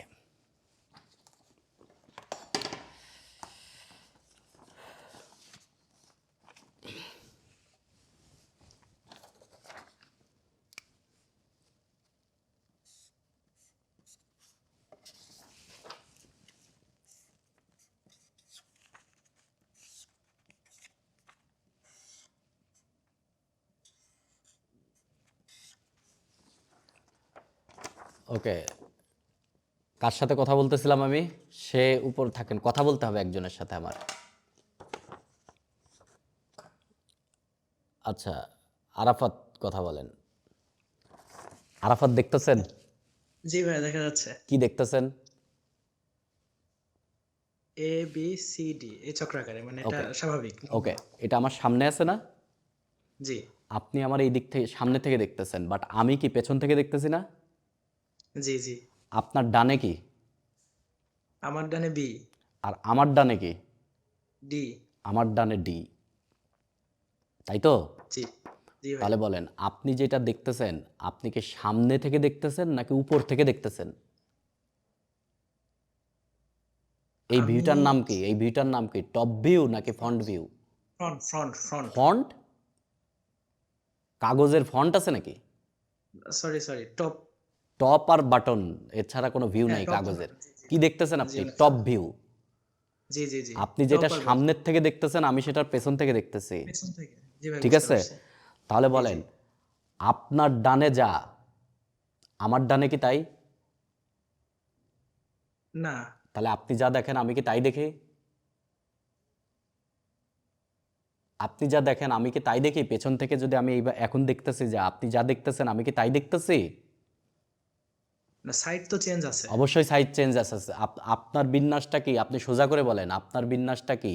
A B C D. C জি আপনি কোন দিক থেকে ক্লকওয়াইজ বললেন নাকি কাউন্টার ক্লকওয়াইজ বললেন? ক্লকওয়াইজ আমি ক্লকওয়াইজ বলেছি আপনি ক্লকওয়াইজ বললেন, বাট আমি যদি পেছন থেকে ক্লকওয়াইজ বলি তাহলে আমি বলবো এ ডি সি ভি, তাই কিনা? জি তাই জি কিনা জি বলেন? জি জি জি জি ওকে, আপনি থাকেন, ঠিক আছে? জি ভাই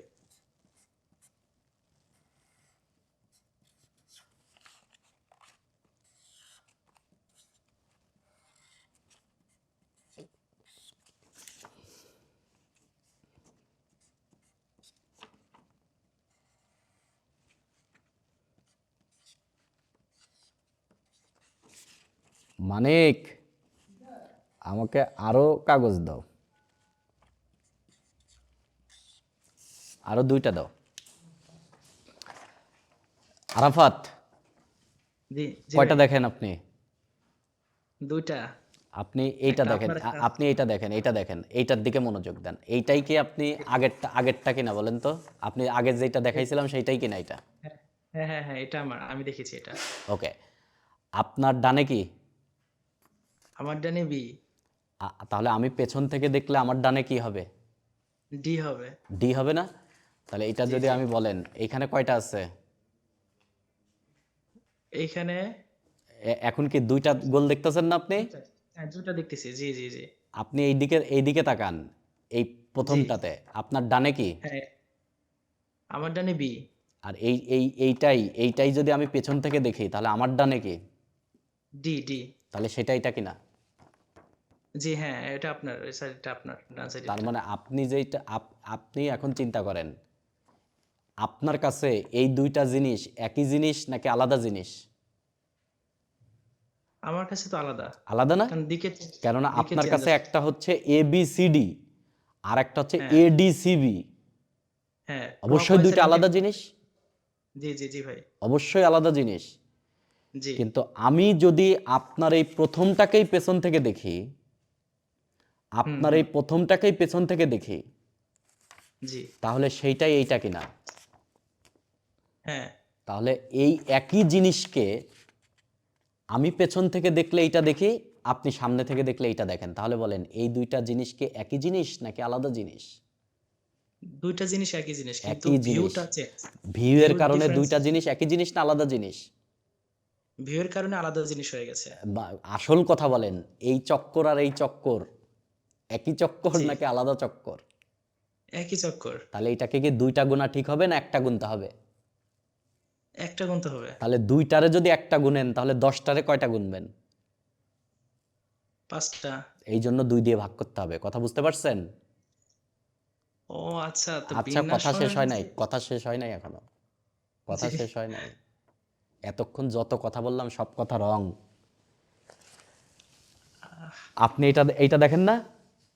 এবিসিডি জি জি পেছন দিয়ে দেখলে আমি এটা দেখি না? হ্যাঁ দেখা যাচ্ছে হ্যাঁ এটা আপনি দেখেন এটা আমি দেখি।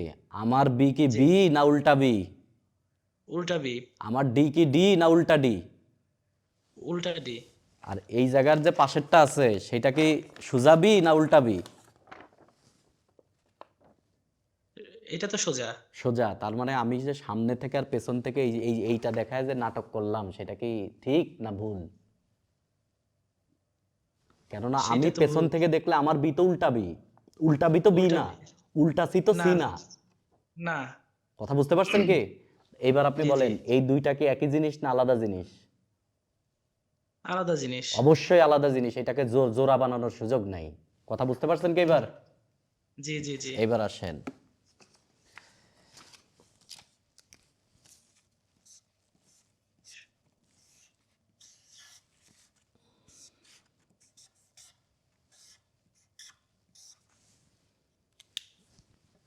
এটার দিকে তাকান। আপনার ডানে কি? জি ও আমার ডানে কি? V V. আপনার উপরে কি? এ আমার উপরে কি? ডাব্লিউ আমার উপরে একই, উপরে উপরে বলেন, মাথা দেখেন আপনি, উপরে কি? উপরে এ এ এ উপর আর নিচে তো সেম, খালি ডানে বাই আলাদা, তাই না? হ্যাঁ জি জি এইবার আসেন,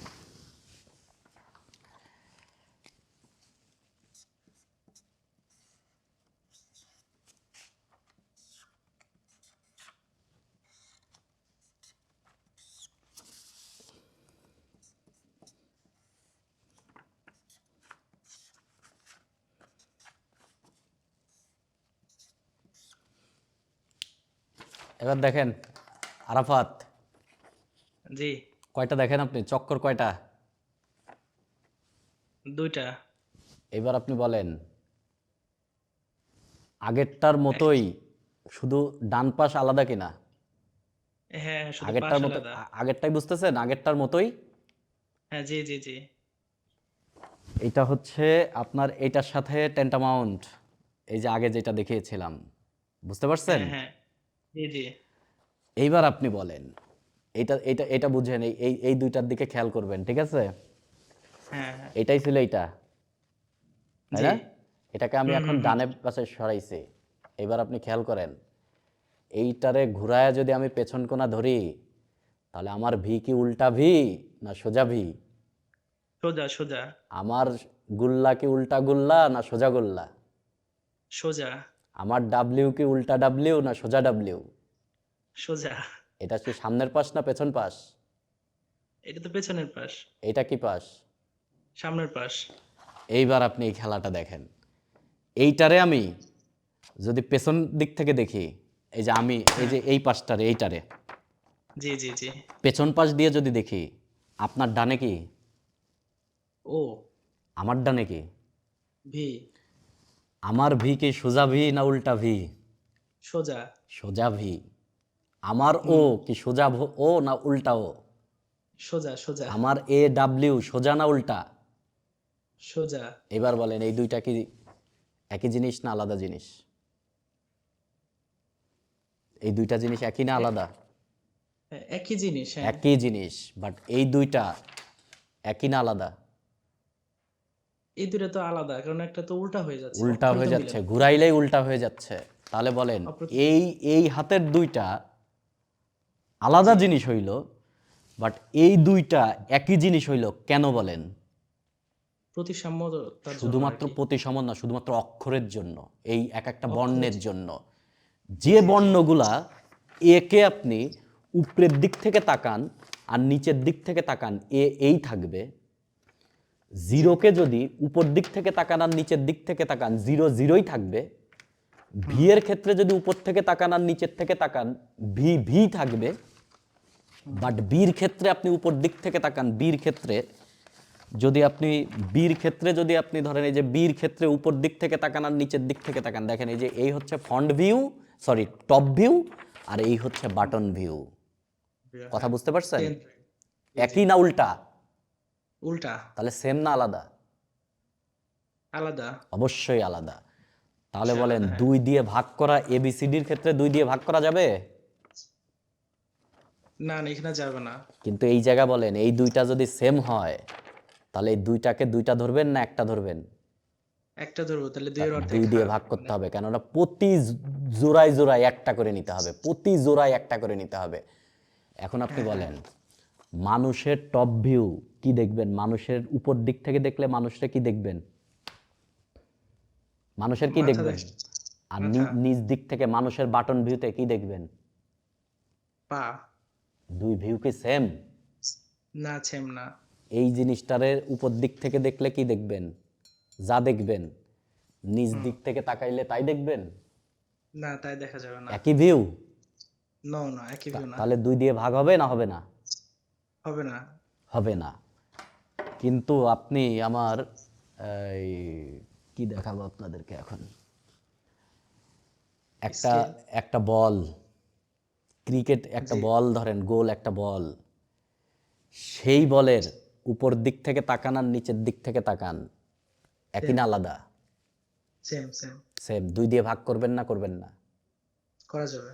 একটা মুক্তার মালাকে কাচের প্লেটের উপর নিয়ে, একটা মুক্তার মালাকে কাচের প্লেটের উপর নিয়ে উপরের দিক থেকে তাকান আর নিচের দিক থেকে তাকান, মালা একই রকম কিনা? একই রকম। সব বইতে যে বইওয়ালা বেশি ভালো করে লিখতে গেছে সে লিখছে সামনে পেছন থেকে দেখা যায়। কেন রে ভাই, মানুষের সামনে পেছন থেকে দেখা যায় না? শব্দটাকে সামনে পেছন নাকি top view bottom view? Top view আর বাটন ভিউ হবে। টপ ভিউ এবং বাটন ভিউ। আবার কোন কোন বইতে তারা তো অন্য লেভেলে চলে গেছে, অন্য গ্রহে, তারা বলছে জড় বস্তুর ক্ষেত্রে 2 দিয়ে ভাগ হয়। তার মানে মানুষ বাইচে থাকলে পারে বিন্যাসে 2 দিয়ে ভাগ হবে না, কিন্তু মরে গেলেই মানুষটা 2 দিয়ে ভাগ করতে হবে। মরে গেলে তো মানুষ জড় বস্তু হয়ে যায়, তাই না? জি। তাহলে আপনারা কি শিখলেন? চক্র বিন্যাসে 2 দিয়ে ভাগ করবেন কখন? যখন সেম জিনিস হবে, উল্টা কিছু হবে না। টপ ভিউ এবং বাটন ভিউ সেম হবে যে Button view জিনিসের, same টপ হবে ভিউ কিনা, এবং জি। বাটন ভিউ সেম হবে যে জিনিসের, সেই জিনিসের আপনি 2 দিয়ে ভাগ 2 দিয়ে করবেন। যেমন যেমন আমার এই কলমটা, এই কলমটা যদি এইভাবে আমি শোয়ায় রাখি, উপর দিক থেকে একজন যা দেখবে নিচের দিক থেকে একই চেহারা দেখবে কিনা? সেম সেম দেখবে। সো এরকম 10টা কলমরে বিন্যাস করতে গেলে চক্র বিন্যাসে আপনি 2 দিয়ে ভাগ করবেন। জি। কিন্তু আমার যদি এরকম 10টা মাউসরে আমি বিন্যাস করতে চাই, তাহলে এই মাউসের যে টপ ভিউ এবং এই মাউসের যে বাটন ভিউ সেম? না, সেম হবে না। সেম না। তারপরে ধরেন আপনার এই এই এই এই এই বইটার কথা যদি আমি বলি, বলেন এই বই, এর টপ ভিউ এবং বাটন ভিউ কি সেম? টপে same মেলা না। কালারফুল জিনিস আছে, এই এখানে কালার আছে? না। কালার নাই। ইভেন আপনার মুক্তার মালা যদি সলিড কালার না হয়ে আপনার মুক্তার মালায় যদি ফুটা ফুটা ফুটা ফুটা কালার থাকে, ধরেন একটা মুক্তা, গোল মুক্তা, মুক্তা তো দেখছেন আপনারা সবাই চিনেন নাকি? একটা মুক্তার উপর যদি আপনি অনেক ডিজাইন করেন, বিভিন্ন কালার দিয়ে ডিজাইন করেন, প্রত্যেকটা মুক্তাতেই 10টা করে কালার করছেন আপনি এবং ফুটা ফুটা ডিজাইন করছেন, সেই মুক্তাটা যদি আপনি কাচের প্লেটের উপর রাখে উপর দিক থেকে দেখেন, যে মুক্তায় যে কালার দেখবেন নিচের দিক থেকে ওই কালার দেখবেন না। তখন ও মুক্তার মালা হওয়ার পরেও 2 দিয়ে ভাগ হবে না। কথা বুঝতে টপ পারছেন? ভিউ আর বাটন ভিউ তো সেম আসতেছে না। অবশ্যই। যখনই সেম তাহলে আসবে না, যখনই যে সমস্ত বস্তুর ক্ষেত্রে টপ ভিউ এবং বাটন ভিউ, তার মানে উপরের দিক থেকে দেখলে এবং নিচের, মানুষও কিন্তু প্রতিসম, আমার এই দিক থেকে দেখেন আর এই দিক থেকে দেখেন সেম, মানুষ কিন্তু মাঝখান থেকে প্রতিসম না? সো মাঝখান থেকে প্রতিসম হইলে হবে না। কেমন প্রতিসম হইতে হবে বলেন তো? ভার্টিক্যালি। ভার্টিক্যালি প্রতিসম হতে হবে এবং উপর সাইডের ভিউ এবং নিচের সাইডের ভিউ সেম হতে হবে, কেবল তখনই 2 দিয়ে ভাগ হবে। মুক্তার মালা হইলেও 2 দিয়ে ভাগ হবে ব্যাপারটা তা না। মুক্তার মালা যদি রং করে দিই তখন 2 দিয়ে ভাগ হবে না। আশা করি বুঝতে পারছেন। শুভরাত্রি।